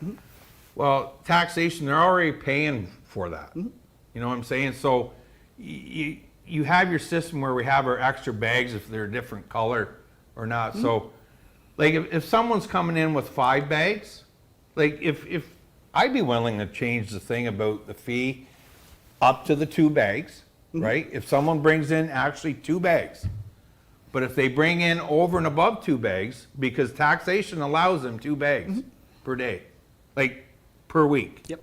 So to charge someone $10 if they're only bringing 2 bags in is not right. No. So we're eliminating that, correct? Yes and no, because my next minimum charge is for a 6-foot truck box, which can hold up to 30 or 40 bags. Okay, well, just I'm getting to that point. Okay, sorry. Where we're going to say if you go above your 2 bags, that's where your $10 fee comes in, which I'm good with. If someone brings in 2 extra bags, and if they're bags that we sold them, right? So even those, it'll be another thing how you're going to word it in there, because if we're selling them a bag, I think we're up to $2 a bag. So they're still allowed to put that bag in. So to rewrite this, I agree with the $10 up to a certain thing, 4 or 5 bags. But if they're paying for, if someone forgets their curbside, which they're allowed 2 bags through taxation, they shouldn't be charged a $10 fee to bring them in there. Plus, if they're paying $2 a bag for the different colored bags, which they're allowed to bring it in.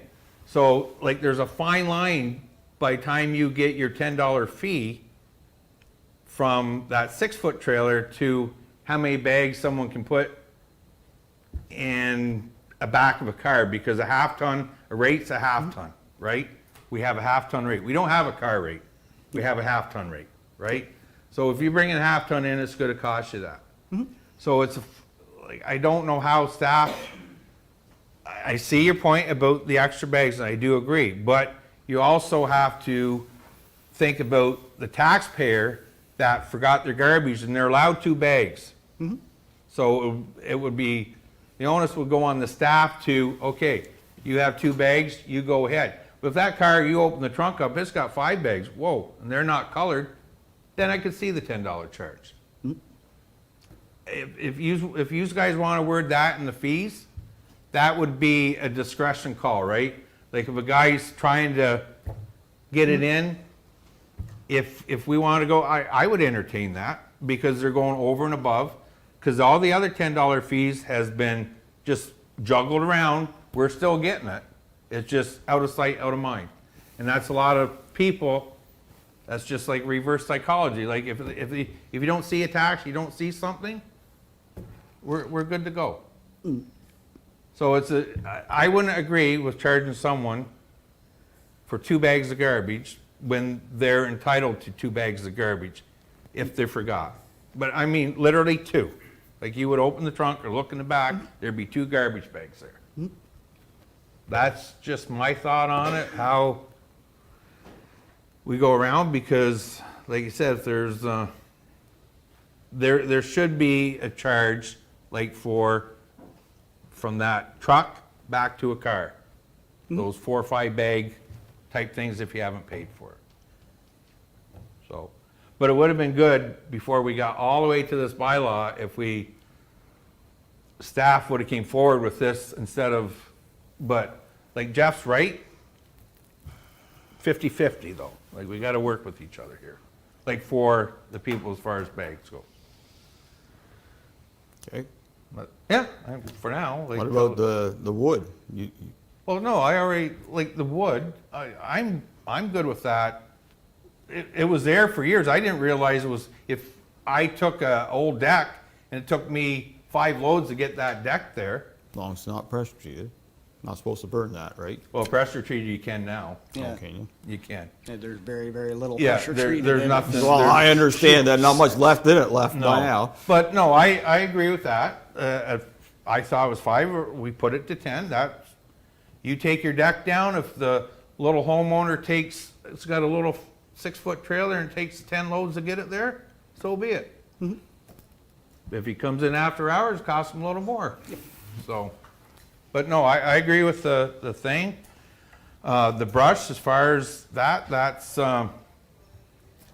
we're burning anyways, we gotta have a line there somewhere, so 3 and under. And the rest just pertains to, I don't know how much wood, actually, I've seen people drop logs off. Why they would drop logs off with they could sell it, but anyways. So I agree with that, and the fine line between the car till we get to the half-ton truck. I'm rambling on, so that. Okay, you're done then. I'm done. Now we're gonna go to the next rambler, Councillor Mellon. Thank you. Okay, I know. You said you were rambling, As sorry. far as the garbage bags goes, I agree and disagree with what Councilor Wells is saying. I wouldn't charge for the 2 bags if they were bought bags. Anything over 2 bags, I would charge a $10 fee. Because let's face it, somebody's gonna say, oh, they're gonna put out 4 bags. They're gonna take the 2 with the garbage and then bring 2 in for free. If they buy the bags, 2 bags, that's it. Anything over 2 bags, they have to be in bought bags that they buy from us, and there's a $10 fee.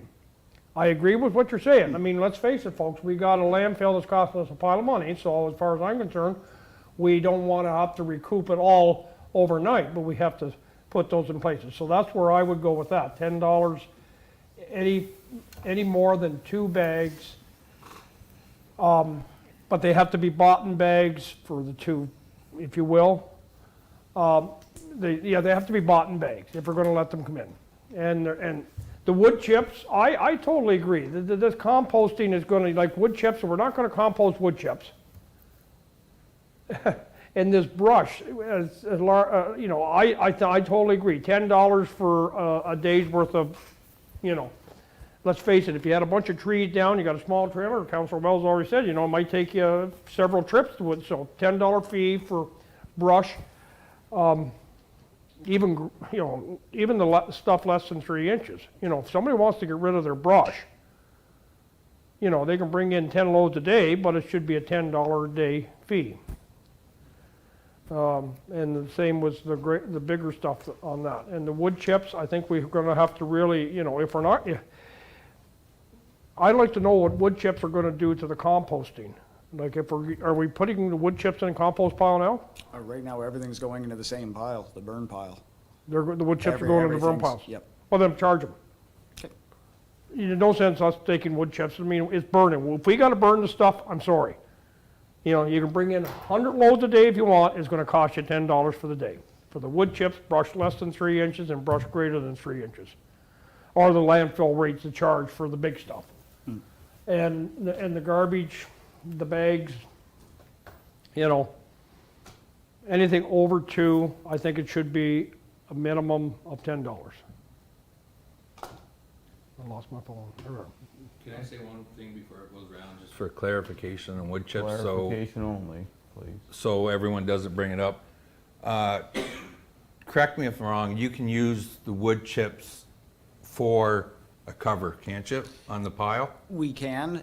It does make operational during wet days very impossible with that machine to do much of anything, which does directly affect the customers trying to come in, because then I get too many vehicles trying to get into the only spot that I can have them go. It makes life very, very messy. One rain will end up holding me up for about 2-3 weeks on proper work on the hill. Yeah, so just clarification. But yes, I can use it as cover. That's all I was asking. Yes. They can be used for cover, though. Yes. So that's just to make a point there. Okay. You done, Councilman? Yeah, I think so, I'm right now. Councilor Lewis? The way of my thinking is to charge a taxpayer $10 to go through the gate is just ludicrous. I don't even want to tell you how many complaints I've got on that. I agree with Councillor Wells.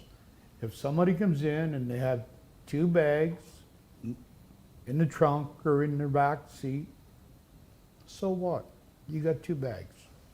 Take them to the top of the hill. Because I'd rather see those 2 free bags sitting on top of the hill instead of driving on one of our roads and seeing the 2 bags of garbage in the ditch. That means Mr. Hyman's men have to go out, pick it up, and it's going to end up in the dump anyways. So if we have 2 bags a week limit, free of charge. Now, if you want to bring 5 bags in, well, you're going to pay for 5 bags. And I do agree with up to 3 inches with brush. If you want to holler all day long at $10, go for it. But anything over the 3 inches, they should pay for it. Because to me, that means that you're running the business. So and that's already added into the price of cutting the tree down. So if you want to bring it to our landfill, you're paying for it. But I think, if somebody brings 2 bags of garbage in their trunk, there's no charge for that. But up to 5, yep, you're paying $10. Okay. To me, Jeff, that's a very gray area. I know, and we don't charge people for 2 bags. It's the people that come in with 4 or 5 bags that we're trying to compare with the SUV that's right in behind them that's got 10 or 15, and then the 6-foot truck box that's in behind him that's got 40. I need to justify and determine what I can charge people at what. I agree completely. 2 bags, and if you have extended bags with the blue bottom ones, that's free of charge. You come in with a full 10-foot trailer of the blue bags, I'm not charging you a cent. But it's where do you put the definition in of what's going to be acceptable under this minimum charge? Yep. I think 4 to 7 bags should be at the minimum charge. Myself personally, I think the minimum would be 4. If you bring 4 bags to our landfill, don't tell me that you forgot to put the garbage out 2 weeks in a row. Well, exactly. Or So your you're freezer. You're going to pay the $10. Yes. That's all there is to it. Yes, because I have multiple people that try that every week, Oh, twice and 3 times a week, that, we forgot it on Tuesday, we forgot it on Thursday, we forgot it on Yeah, and I believe that. When do I stop and just call them on their bluff? No, I think whenever 2, 3 bags, put her on top of the hill, comes to 4, I need a piece of purple paper. Mm-hmm. I agree. That's what I would do. Okay. That's all I have to say. Mayor. I don't know what to say. A little bit of a hodgepodge here now. We Jeez. started off with What? taking $10 off. I will say this, so anything going on the burn pile that is, you can tell is household, right? Somebody's trimmed or whatever. Yeah. I wouldn't charge for that. That was my issue. I've gotten a ton of calls on that one. where people are just like, I just trim my hedges and I'm going back there and, you know, I'm getting charged to just throw it to burn. I do agree with the 2-bag thing, not charging, only because that's happened to us a couple of times. We're lucky we have retired neighbors around that only put out half a bag, so we can kind of, you know, you leave for vacation or whatever, you forget. I would like to have you back, though, at a committee of the whole to talk about diversion. Because I think whenever you're expressing like furniture and, you know, there's all different things that people bring to the landfill, I bet you have some great ideas on how we could further divert that. And I've heard my fellow councillors say, oh, we don't want it in the garbage thing. Well, if that's the case, you've got some solutions. I think I'd really like to see, Mr. Mayor, a more broader committee of the whole conversation and actually take your ideas and enact some of them. Because I've had people that have asked me, you know, why don't we have like a restore situation where a good piece of furniture comes in and someone can pick it up, like stuff like that. So I think we have to get more fulsome in our diversion conversation. I think you're the one that would help us with that. So I'd definitely like to see you come back, and I've had lots of discussions about the fees and I'm just confused. I just don't want people charged for silly stuff that is, you know, they're sitting there with I can picture my neighbor with a bin, you know, and she's going to get charged $10 to take the cedar clippings on the thing. Like, that just doesn't make any sense. So some common sense is good, I think. I just think the biggest issue most people have is the added additional minimum charge that previously we were having to charge for if somebody brings in steel or tires or electronics. That's the $10 minimum that should be abolished. Yeah. Because you already pay a recycling fee on your tires when you buy it. Steel, we collect ourselves. Electronics go to a good place. Yeah. These are all items we don't physically have to handle. So Yeah. I don't think there's a minimum charge that needs to be placed on them. And I agree with that. If you're talking diversion, basically to create a really fulsome diversion plan means that people actually want to divert the stuff. So you want to make it as cheap and easy as possible. That's the whole point, right? So, no, I totally agree with that. Okay. So we've already added on the 10 on everything else. So we're getting some more money there. So we're offsetting what we in theory would lose, but it's there. It sounds like council is good with 2 garbage bags free, and then after that you're paying $10 unless they're the blue bags, and then you're paying $2 anyway, so you've already prepaid your fee. The challenge that I think we did have, and where it all started, was brush less than 3 inches, where people used to take to either compost place and made it disappear, and now they come there and they got to pay $10 just to get rid of it. And if every load's free, it doesn't. I don't even want to charge $10 for that stuff, the small stuff, because most of those are small. They're trying to make their space of South Dundas look better, majority of them, and they have stuff to get rid of, and they have to have somewhere to do it, and we are that outlet. You can't even bring them to compost days, which is right. You know, compost is compost is compost. Sticks are sticks are sticks. They never break down. Well, I wouldn't say never. They take forever to break down. But we end up burning them up. So,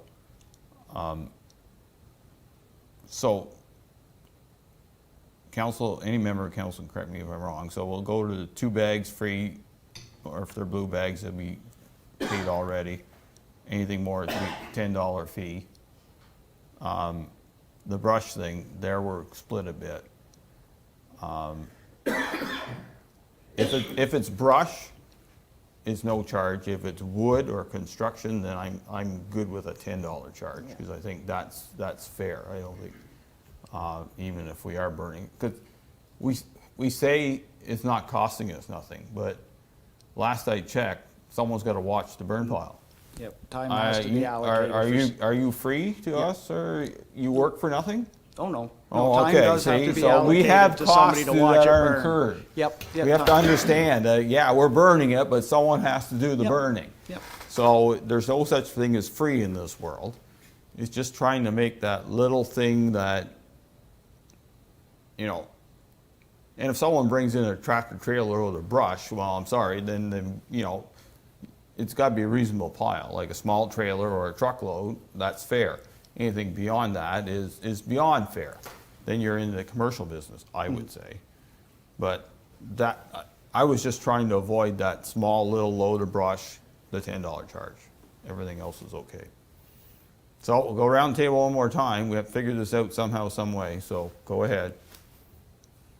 You've heard everybody else. Let's try Yeah, to come no, up with some compromise that works. Okay, and I'm good with the 2 bags. Blue bags are free. Anything over that, it's a $10 fee, like you recommended.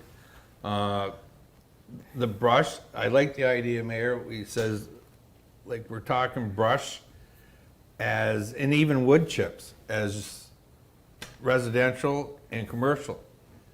If you have tree companies coming in, and even though we can use it, there should be, they're getting paid already to get rid of it. That's just like if I'm building whatever, and I'm taking a load there, I'm already getting paid for it. So that's why it doesn't matter if you charge me $300 some to take, I'm getting paid for it. So in a commercial, even when it comes to chips and stuff like that, if they want to dump that on us, it should be paid. We already have it in our fees that we're showing the difference between residential and commercial now as far as construction waste goes, and a residential waste. If someone's tearing a bathroom, or if Wells and Sons building a building, that's what he pays and that's what they pay. So it could apply as easy putting it in this thing, the same as commercial, getting rid of your brush, like if a transport comes in, or 4 or 5 those big chipper trucks, then there's going to be a fee accordingly. And the rest, like the small little things that you just throw in, there's no fee. So I don't think we can sum up much better. Okay. Councilor Mellon? I could see it if I was bringing in a bushel basket full of twigs, but I mean, let's face it, people are gonna have to deal with little stuff like that. Put it over in the corner of your yard, I don't know. As far as I'm concerned, it's gonna make it too complicated. I would just, if you wanna bring brush in, twigs to burn, because you don't wanna be, have a little bonfire in your backyard. As far as I'm concerned, anything less than 3 inches, $10 fee. You can bring as much in a day as you want, but it's a $10 fee. Because yeah, I can sympathize with somebody that has a trunk full of branches they want to bring in. But realistically, people, do you need to bring a trunk load of branches into the dump? Come on. No. I mean, it's going to make our job hard enough. No. It'll just, that's my feeling. Okay. Councilor Lewis? You made a good point, Mr. Mayor. And geez, I don't like doing this, but I think I'm going to have to change my mind on the brush and agree with you and Councillor Walls. If you bring in a handful or up to a half-ton truck, that's a freebie. After that, you get charged. Because I don't want to see a construction company coming in, and although it's pine or pressure treated, that's not really pressure treated, we all know that, and say, well, that's $10. No, that don't make sense. So. Come on. Yeah, sure. It sounds good. The only thing I will say though is the branches and stuff, like the little, Councillor Mellon saying the little, where on my property am I supposed to put that? Just saying. Christmas trees are usually, I thought since I had to sit through all this, Christmas trees are usually defined. So would we charge for a Christmas tree? You can. They're You under can. 3 inches usually, Yeah. unless you get one from town hall. Okay. We've been taking the Usually Christmas it's trees. defined though in the fee, right? Christmas Fair tree. enough. We can add that to it, I guess. I patiently We'll I just pa- add more to it. We'll Well, never get this fees you and kept charges going bylaw that done here. No, seriously though, Mr. Mayor, I think I would just define it, right? Because you're gonna have, we had it this Christmas, that there were people that were doing community service by collecting Christmas trees. Well, by our definition, they would then be charged because there's multiple Christmas trees on a trailer instead of defining it as Christmas trees are free. You're right, as long as he or she is doing a community service. Yeah. There are some out there who would consider it a service and charge maybe $5 a tree, and you never know it. People would find out. Yeah. Well, I know. Well, But and to Councillor Mellon's point, you definitely can. We've taken ours to the Vanderland Zoo and pumpkins as well, so you can do that. But in most of these fee schedules, you understand. Sorry to interrupt you, but you understand that we have a hard enough time for people from Morrisburg and Iroquois to find the Matilda landfill. Yeah. How are they going to go to North Dundas? It was. I'm just saying the point.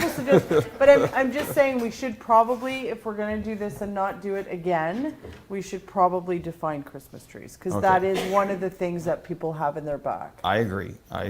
If they bring in your own Christmas tree, that's fair. If you're going to do a community service, you better come and ask first and make sure everything is on the up and up. Because I know somebody did ask me and we did grant it. Yeah. But we also have to be aware that someone could ask but actually be charging $5 a tree for a pickup just to make, and a lot of people would pay $5 just to get it off their mind. Mm-hmm.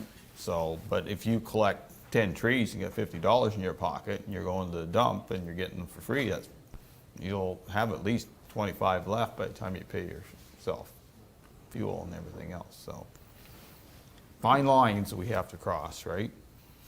So to wrap this up a little bit,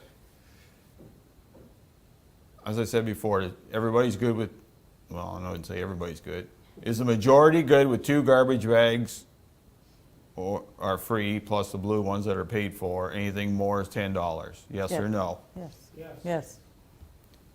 On the branches, this is where it all started. Branches less than 3 inches in diameter from residential from your own residence, not contractor, and that has to be defined, not contractor, is no charge. Anything more than 1, well, you can still have more than 1, but it's small loads of less than 3-inch branches from your own land holding. Well, I wouldn't say land holding, from your own residential unit is free. Anything beyond that, we would have to charge something, which is landfill rates. No commercial. Yes. Just one comment about. I know about Councilor Mellon's already said no to this, but he's in the minority, I'm sorry. About the brush, I'm fine with all the brush stuff. But going back to what Jeff was saying about the $10 burn thing, which we always had, whether it doesn't matter if you're bringing in a bunch of 2x4s and we got a fire, contractors or anything, it's just all burnable stuff. So, you know what I'm saying? Like it's, once the fire started, it's there. Like, Yeah, I understand. I'm just saying, like, we always had that 10, like, it was $5 for the longest time. But if you're bringing in a bunch of 2x4s, you're actually getting contractors to separate it.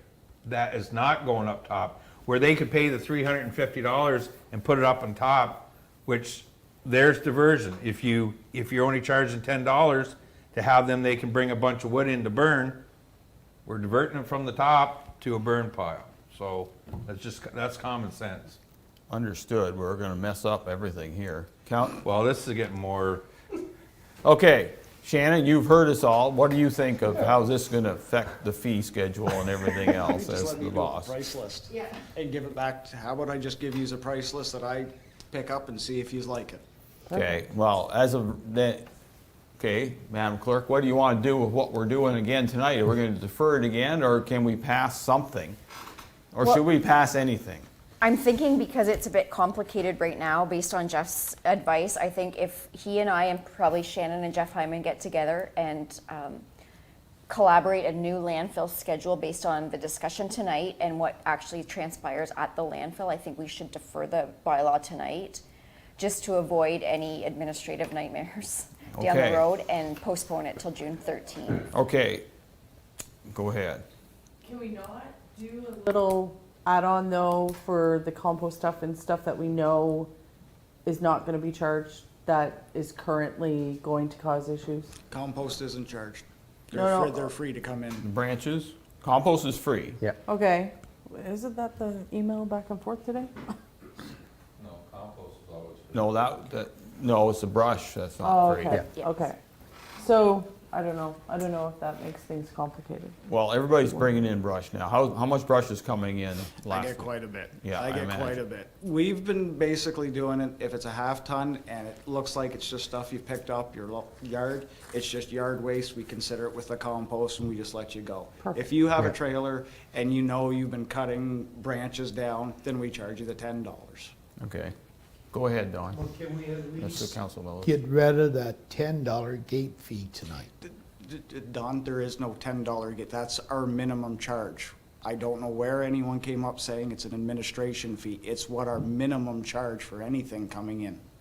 But getting rid of it off the steel and tires and the propane tanks, that's what I'd like to eliminate, because that's what causes us the I'd headache. like to see it gone.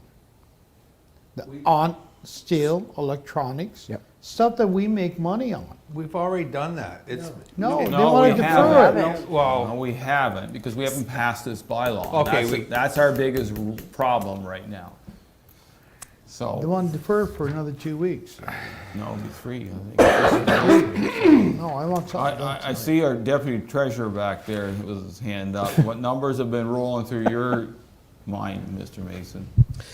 Thank you, Mr. Mayor. One thing I will remind council of as this bylaw goes from meeting to meeting is that we have revenue lines that we set in the budget that are dependent on this bylaw. So maybe if council would entertain the thought of removing the landfill section, passing everything else as one schedule, and then bringing back the landfill section as another schedule to the bylaw, at least that allows staff and finance to start applying the rates that we've budgeted for 2022. Perfect. Madam Clerk? Great job. I agree. Okay, so. That's great.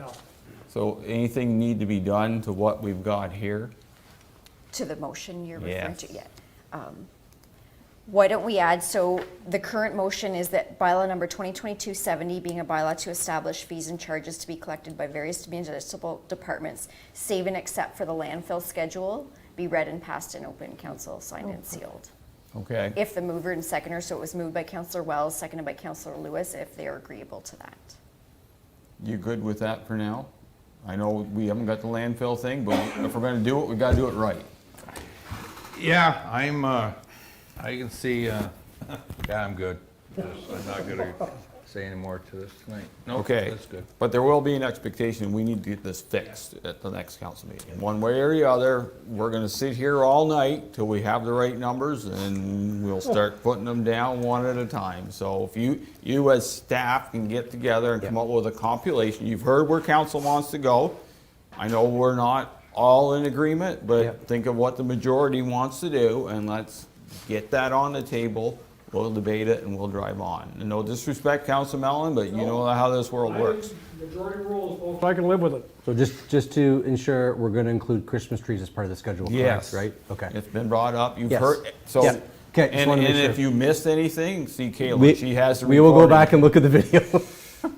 Jeff, thank you very much for all the work you do at the landfill, and thanks Jeff. for coming to council and giving us some advice.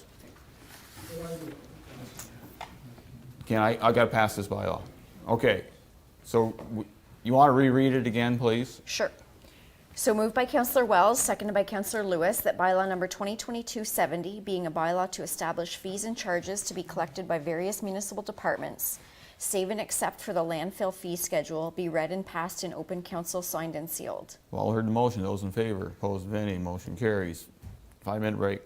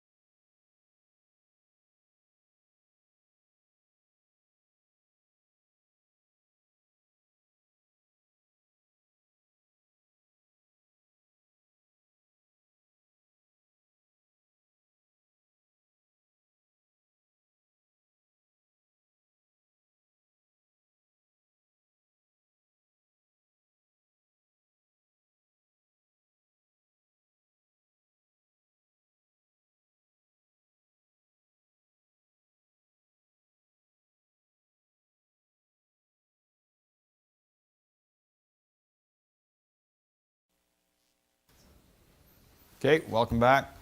Next one's consent agenda, please.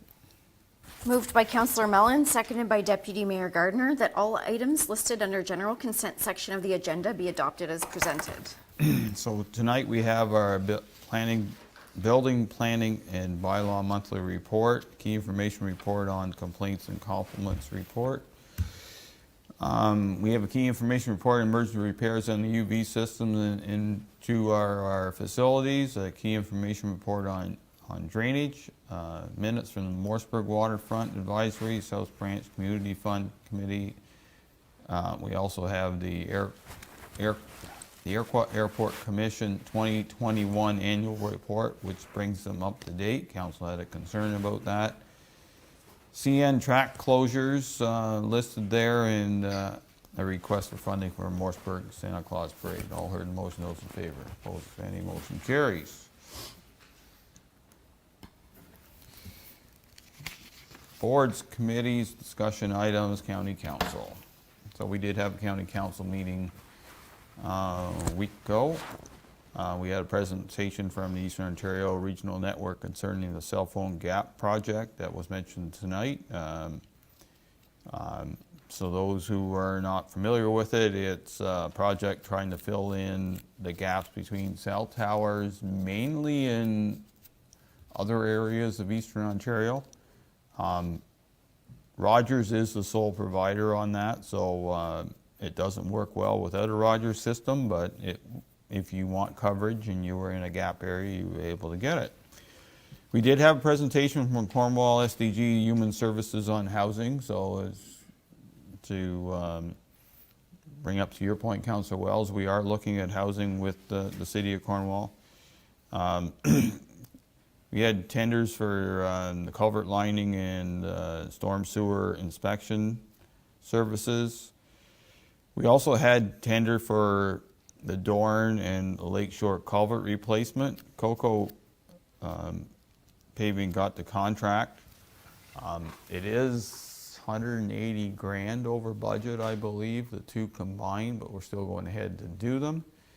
The biggest challenge that I brought up was the detour system that they are proposing for Dorn on County Road 2.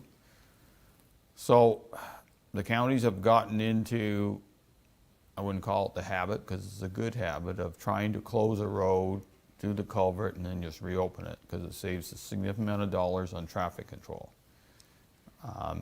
Where they can do it, will do it. So that's the way this one is supposed to go as of now. I did drive across it. I'm not sure we can run a single lane off the side when they're trying to do half a project. So that could be a challenge with Dorn as it is. However, the county detour is 16, 18, 31 and down again. So if there's an EDR, if 401 gets shut down, that's where all the transports are supposed to go. Everything's supposed to go that route. Williamsburg will be busy. I'm not sure you're going to sell any extra steaks out of it, Councillor Wells, but you probably won't sell any that day because they can't get across the parking lot. So I brought up the concern of the traffic and, turning in Dixon's, turning in Williamsburg. They were valid concerns. They were going to look into staging, but I didn't push them on that. I just pushed them getting it done. Maximum is 14 days. So that's a long time for that detour to be set up. One of my fears is that people are going to start using municipal roads, which would be Flag and Zirin, and then 16 back down, which are just surface treated roads, and they're okay for our traffic and a little bit extra, but then if they start hauling a lot, it's not good for our infrastructure. Would that be the right thing to say, Jeff? And they also had a crossing on CN that's getting fixed. Well, that'll be a moot point now. So the concern is still there. I did say that if there's a good communication plan, those who could use the 401 instead should be at least told that's a good secondary route. Because if you're going, let's say, you're going from Morrisburg east to Iroquois, you could take the 401 around and get there. much better than doing the big loop and a lot better for us than doing the shorter route.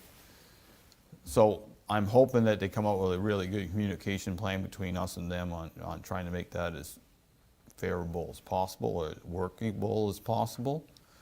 I have no concern about Lakeshore being shut down for whatever time it takes to replace that culvert because Parlo's there, so it's only affecting a few residents there. So we'll see if kind of plan they have. So I did bring up all those concerns. I know that it just, I was not comfortable with it. Like 22 kilometer. It was 21 kilometers to go Detour. around. Yeah. Yeah. Yeah. So-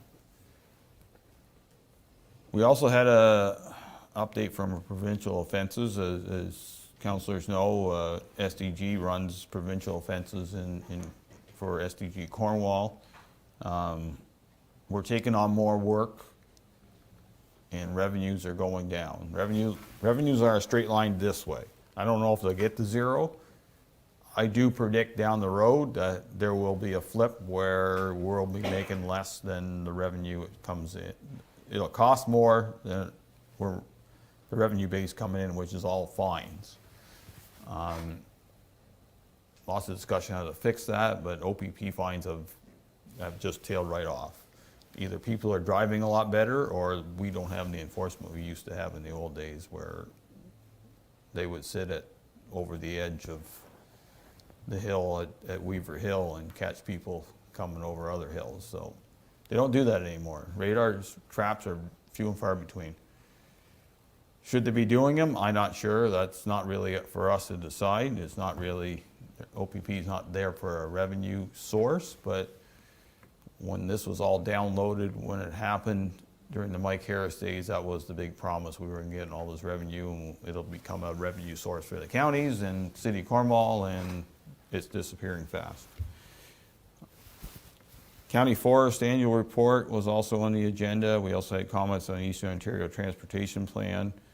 All of us were baffled that Highway 138 was not mentioned at all as something that should be upgraded, which goes from Cornwall up to 417. And we all mentioned about county roads that are heavily traveled like 31 and others, 34, that should maybe become provincial highways again.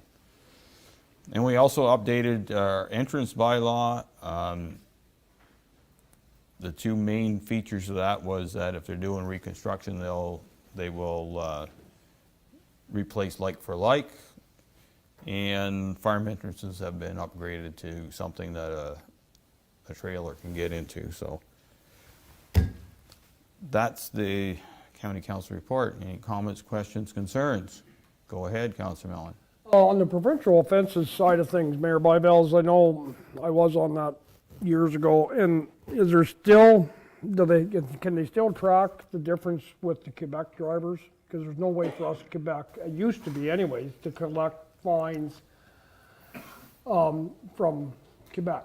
Yeah. But Quebec, they could claim it from Ontario. There was a real, I don't know if it's been fixed or not. I think Yeah. somewhat better, but it's still a challenge. I know there was talk years ago about the discrepancy there, but Yeah. we're so close to the Quebec border. They say they figure quite a bit of that could be, Yeah. But lost revenue. one thing we did learn, as much as you do not need to pay for the renewal of your registration sticker any longer, if you do have a fine, an outstanding fine, you will not be able to get the renewal unless you pay the fine first. So that system still exists. Within Ontario. but With Ontario, I know. With Quebec, I'm Quebec not is- sure. I'd have to talk to our court services, 100%. Okay. Anything else? Okay, that's it for me on that. Cemetery Board. Iroquois District Business Group, I missed the meeting. However, I did notice that they are having an event on June the 18th corresponding to the Bluegrass Festival at the Plaza, so they're still doing what they need to do things, and I'm glad to see that they're able to do it. Morse BA? We had a meeting 2 weeks ago. We concentrated on two things: beautification of the mall. On that night, we ordered 50 hanging plants, and I see the plants are up today. And we also had a discussion on planters, because the big gray boxes have just about come to the end of their life. So they've purchased some planters 2 feet high, 16 by 16, and they filled them with topsoil and put plants in them.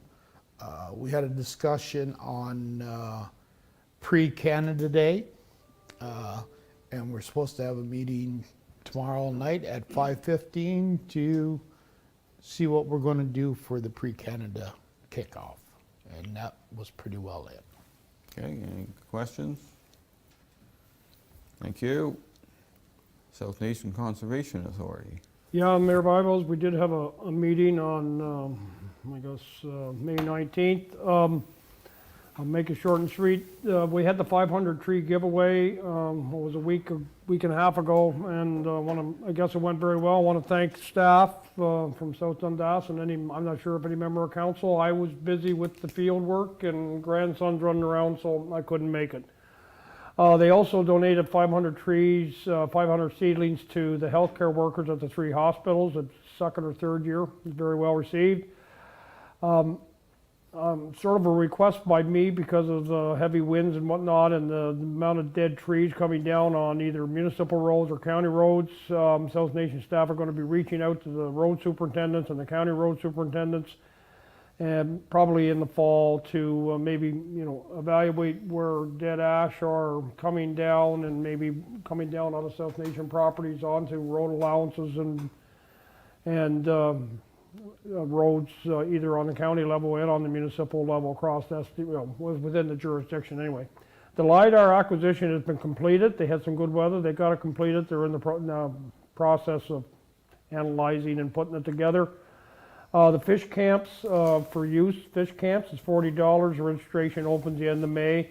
I believe there'll be 4 locations, and I think it's a 2-day fish camp. But so anybody that might have young children that might be interested in, it's very well received and very popular. So when the registration opens up in the end of May, if anybody's interested, that's one part that got a little burr under my saddle was our insurance renewal through Marsh Canada. We had a 36% increase from 2021 to 2022, and from 2020 to 2021, it was a 25% increase, and I was quite adamant that the insurance premium is about almost $146,000 plus tax. But that's a 61% increase in 2 years' time. They have gone out through Conservation Ontario, and they have also done their own, I guess, due diligence. I asked them to go back out again or start looking around, because a 61% increase in insurance premium in 2 years is, well, to me, that's just crazy. The planning and technical reviews, they're up about 25-30%. And the increase in the septic permitting, the Leeds and Grenville Health Unit or whatever that was doing it up there, they're starting to get some municipalities up west requiring or asking for or obtaining the septic permitting to the building code through South Nation. Right now, they have a 100% fee recovery pretty well on that, but I asked them if the staff work with the planning and technical and the building permits and the permitting and whatnot, there is going to be more pressure, because there is a lot more. Their work has increased substantially in the last 2 years back there. Hopefully they'll be able to juggle their workload around and be able to maintain it.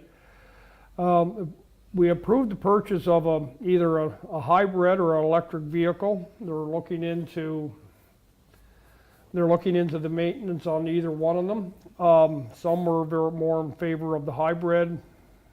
Some were more in favor of the electric. But they're going to look into like I say, but the availability of it probably won't be till late this year if they do go with the electric, but I wasn't no real totally sold on electric till I filled that gas diesel chugging pig I was driving on the way down the fence, and then maybe electric isn't all that bad a way to go. You know, it's about, what is it, 15 or 20,000 more for the vehicle, but over the life, anyway, that's, we'll see how that works out. The next meeting is June 16th, and there's none in July. Right after the regular South Nation meeting, they had a source water protection meeting. Raymond Beauregard the chair gave a verbal update, and there was a report in our agenda. South Nation staff, who is the project manager, gave a report. Make a long story short, South Dundas has no threats. I can't say much more about that. That's about all. You know, we're laughing. We're easy. Any comments, questions, concerns? Yes. Yeah, just so you know, Councillor Mellon, I took a friend just got a Tesla, took it for a drive. It's $5 to fill it up, total. The savings over the course of the vehicle. Do you think? is Yeah. huge. It's Yeah. just that some are a little bit concerned about, you know, the maintenance of it, and I haven't got a clue. I think it's probably the way to go, personally, but, you know, what the savings, like what the maintenance cost of an electrical vehicle over to, compared to a gas or. I had never driven one before. It's quite, they're quite substantial. They have them now that they can do 400 kilometers on a charge, I guess. Even more. Yeah. So anyway, South Nation's going to go for it, and you know, they've already got some budgeted money for a charger. Yeah, because they got to put charging infrastructure in. Yeah. No. There goes that, yeah, and they get no rebate. So anyway, that's sort of the they'll see how this one goes. Okay, well, I guess it would look good that the Conservation Authority at least goes electric, That right? was brought up there by Phil, yeah. At least does the attempt. What the heck, you just have to put the levy up next year. With that, we'll move on. Morrisburg Waterfront Committee. Nothing to report. Iroquois Waterfront Committee has a meeting this Thursday, which may be challenging for me. South Branch Community. They did have a meeting a week or so ago. The minutes are in the agenda, in the consent portion of the agenda. The only other the two applications were approved. The one that isn't, that you can see in your consent agenda, that it was deferred to obtain a little bit further clarification on that one application. There was some, I guess, some confusion on what was required on the application. So I haven't heard back as to when they're going to have the next meeting to deal with that one. Okay, Carmen House. I contacted the chairperson yesterday. He was sent an email on the 17th, and he didn't reply to it. And I've talked to him 2 or 3 times, but I told him that we had a council meeting tonight, and I had to know where he was going. And I know he told me he was going to resign the 2 or 3 times that I talked to him, but I said, it's got to be in an email or in writing. So this morning I sent all of council, the CAO, and the clerk the email that he sent me, and Mr. Murray Richer has stepped down from chairman and also from the Carmen House Committee. He just said he has no more interest. And I think we're going to get another email very shortly from another member. Okay. So, first of all, I'd like to publicly thank Murray Richer for all the years of service to the Carmen House. I know him personally. I also was on that committee for a short period of time.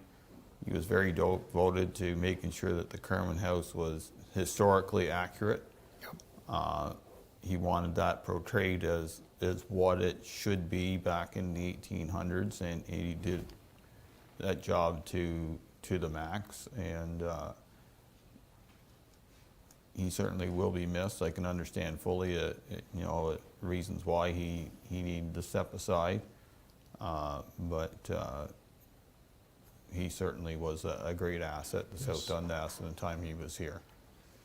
Having said all that, we need to move on, I think, on how we're gonna fashion this. Does staff have any ideas of where we're going? Council had talked about doing some things, but there's a small quasi-committee, but it really doesn't have terms of reference, and really we need to it's a good time to review it with Murray stepping aside, and as I said, no disrespect to Murray, did an exceptional job, but it's just like any other change. It's time to at least look at what you were doing and see what that's what you want to do, or it's time for something else. So we can certainly, if council wants, bring, as you alluded to, Mayor Byveld says there's no terms of reference, so we can certainly work together with the clerk and myself and put together a terms of reference, bring it back to council for some further discussion and further direction, or if council wants to give us additional direction tonight, we're more than happy to do that. Do you want to start, Councillor Lewis? I know Deputy Mayor Gardner here is ready to rumble. I really don't know what to say in this situation. As the mayor said, Murray did a good job while he was there, and I'm afraid that we're going to get another letter very shortly from another member that sits there, and I'm not sure on Mrs. Presley, but I think she is still in the hospital. And she's been in the hospital for a long time. So she's not an acting member now. And that leaves 3 plus me.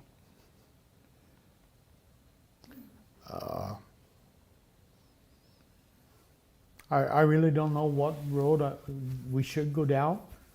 I think it's time that maybe we should look at the bylaw on committees, because I do honestly think there should be some changes made there. And that's my own personal feelings. Mayor? So the sole purpose of these committees, and I commend everybody, I read Marie's letter, and the time and to take something up that had become dormant and do all that energy and stuff. So my comments actually are protecting the work that's already been done. I think that the Carmen House is currently our only museum. I think that lots of folks have loved that museum over the years, and I think that, personalities aside, I think the municipality has a responsibility to recognize that we have an investment in that building and that it is our only museum in South Dundas. And I think that if we are able to do something, I think we should potentially put the rest of the committee on sabbatical for a bit. And I think that the municipality, if we're able to, through different partnerships, can see if we can run that museum a couple of days a week. I know that I was criticized in the paper about saying it was dead, but a museum is not alive if it's not open to the public to learn about history, because that's kind of the sole purpose about a museum. So if the museum is not fulfilling that duties, potentially dormant is a better word to use than dead, but I think the current situation that we have a lot of interest in history in South Dundas. We have a lot of interest in history when people visit South Dundas. I think not having that museum on a route where I think the last counter on the amount of people that go to the Iroquois Locks was like 40,000 or 50,000 or something like that. It's a lot of people. We need to find a way to make it. So I would challenge the staff. We started this term of council with not having it open. I'd like to go out having it open. I think that's above and beyond the personalities that are left, how they want to make it about them. For me, it's not about any personality. It's just about the heritage in South Dundas. And I think we should work. The CAO and I have talked about some possibilities. I think there are some possible partnerships where we can see that museum open a couple of days a week. And then if there's people that want to come up next term of council and rejig it. But I think getting caught up in terms of references and all that stuff, is a waste of time at this point. I think we need to focus on actually trying to get it open a couple days a week, because that's a going concern down there. I don't know if everyone's seen the pictures with the Ford House folks. They just accepted a ton of donations. They've done a ton of clean work. I'm so proud of what they've been able to accomplish.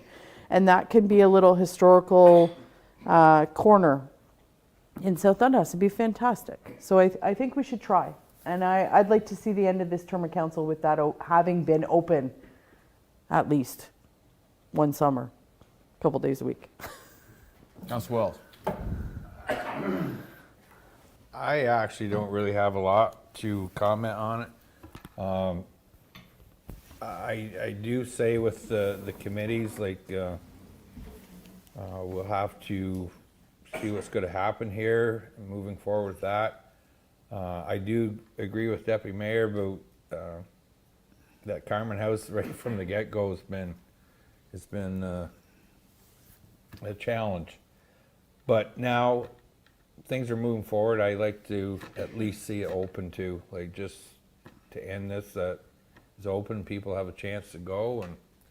And as far as till we get everything in line with the committees and that, the term of reference and all that till we get everything else straightened out is, I think we're just wasting the staff's time.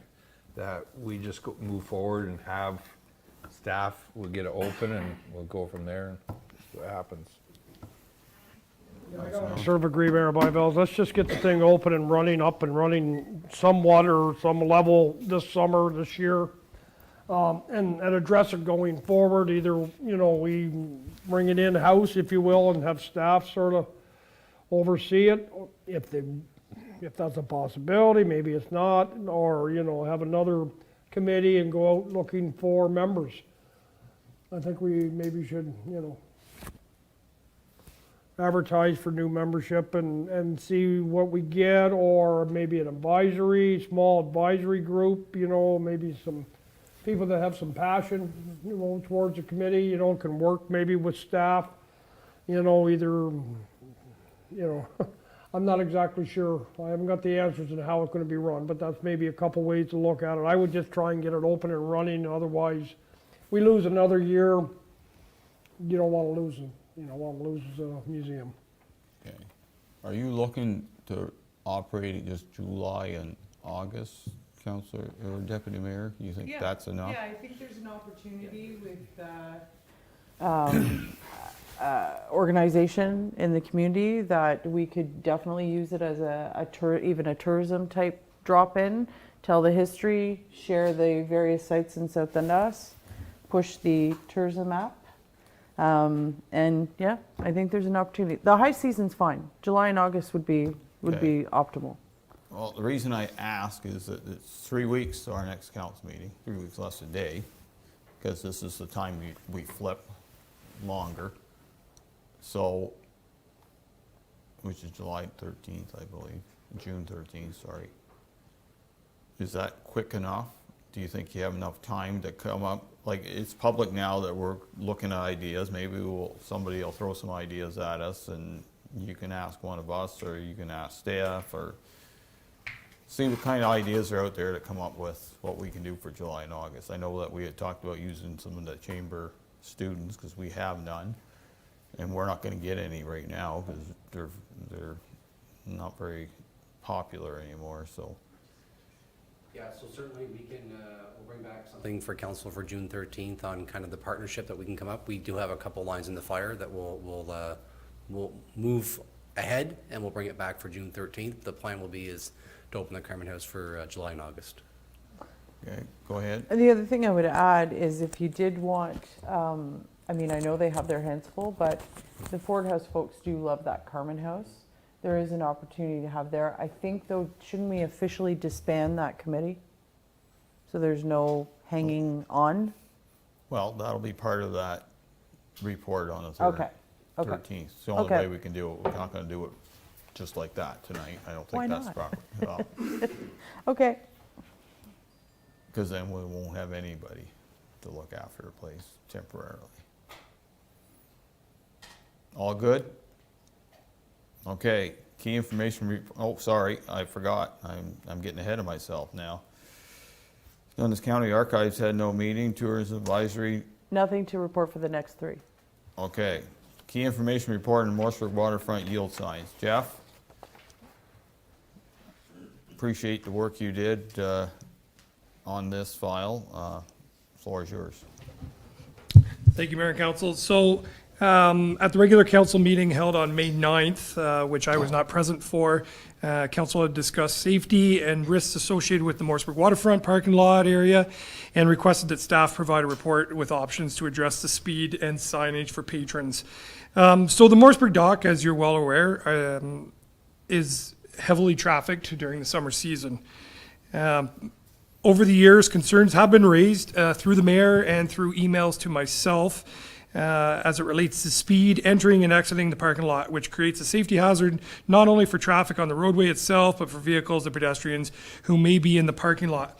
So I want to bring your attention to Section 139 of the Highway Traffic Act, which stipulates the right-of-way on entering highway from private road, where the Morrisburg dock is a private road. It's a parking lot. It's the same as if you were to exit from Giant Tiger or Canadian Tire. So it says 139 Section 1, every driver or streetcar operator entering a highway from a private road or driveway shall yield the right-of-way to all traffic approaching on the highway so closely that to enter would constitute an immediate hazard. So if we were looking at signage, the best we could do is yield signs in that location because they're not enforceable. At the end of the day, if a vehicle exits the dock area and comes into a collision with somebody on Lakeshore Drive, they are at fault because Lakeshore Drive is the highway. They are exiting a private parking lot onto the highway. So no signage, as it's been for years, is good enough down there. Where if you wanted to put signage in, it would only constitute a yield sign, just warning the traffic that they are approaching a highway.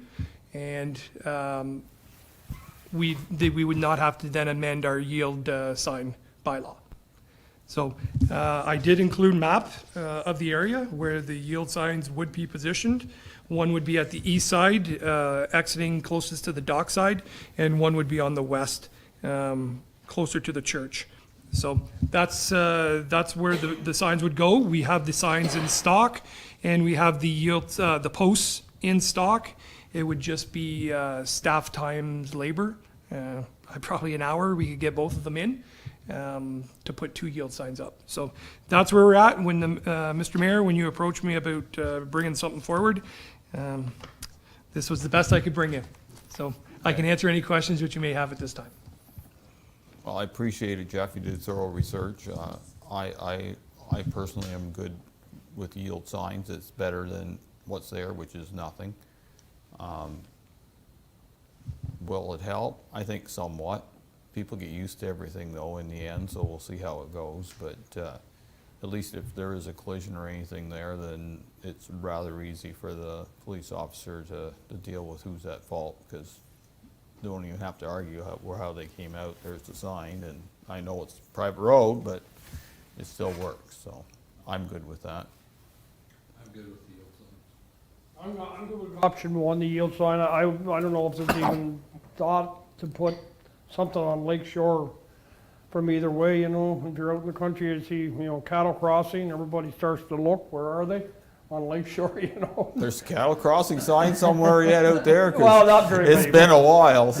You probably had one on Hulbert Road right there. I've seen duck crossings and turtle crossings, and people might stop to look if they're on Lake Shore. That's the only other thing I would suggest. I'm good with option A, and I'd maybe even put some kind of signage on the east and west side of.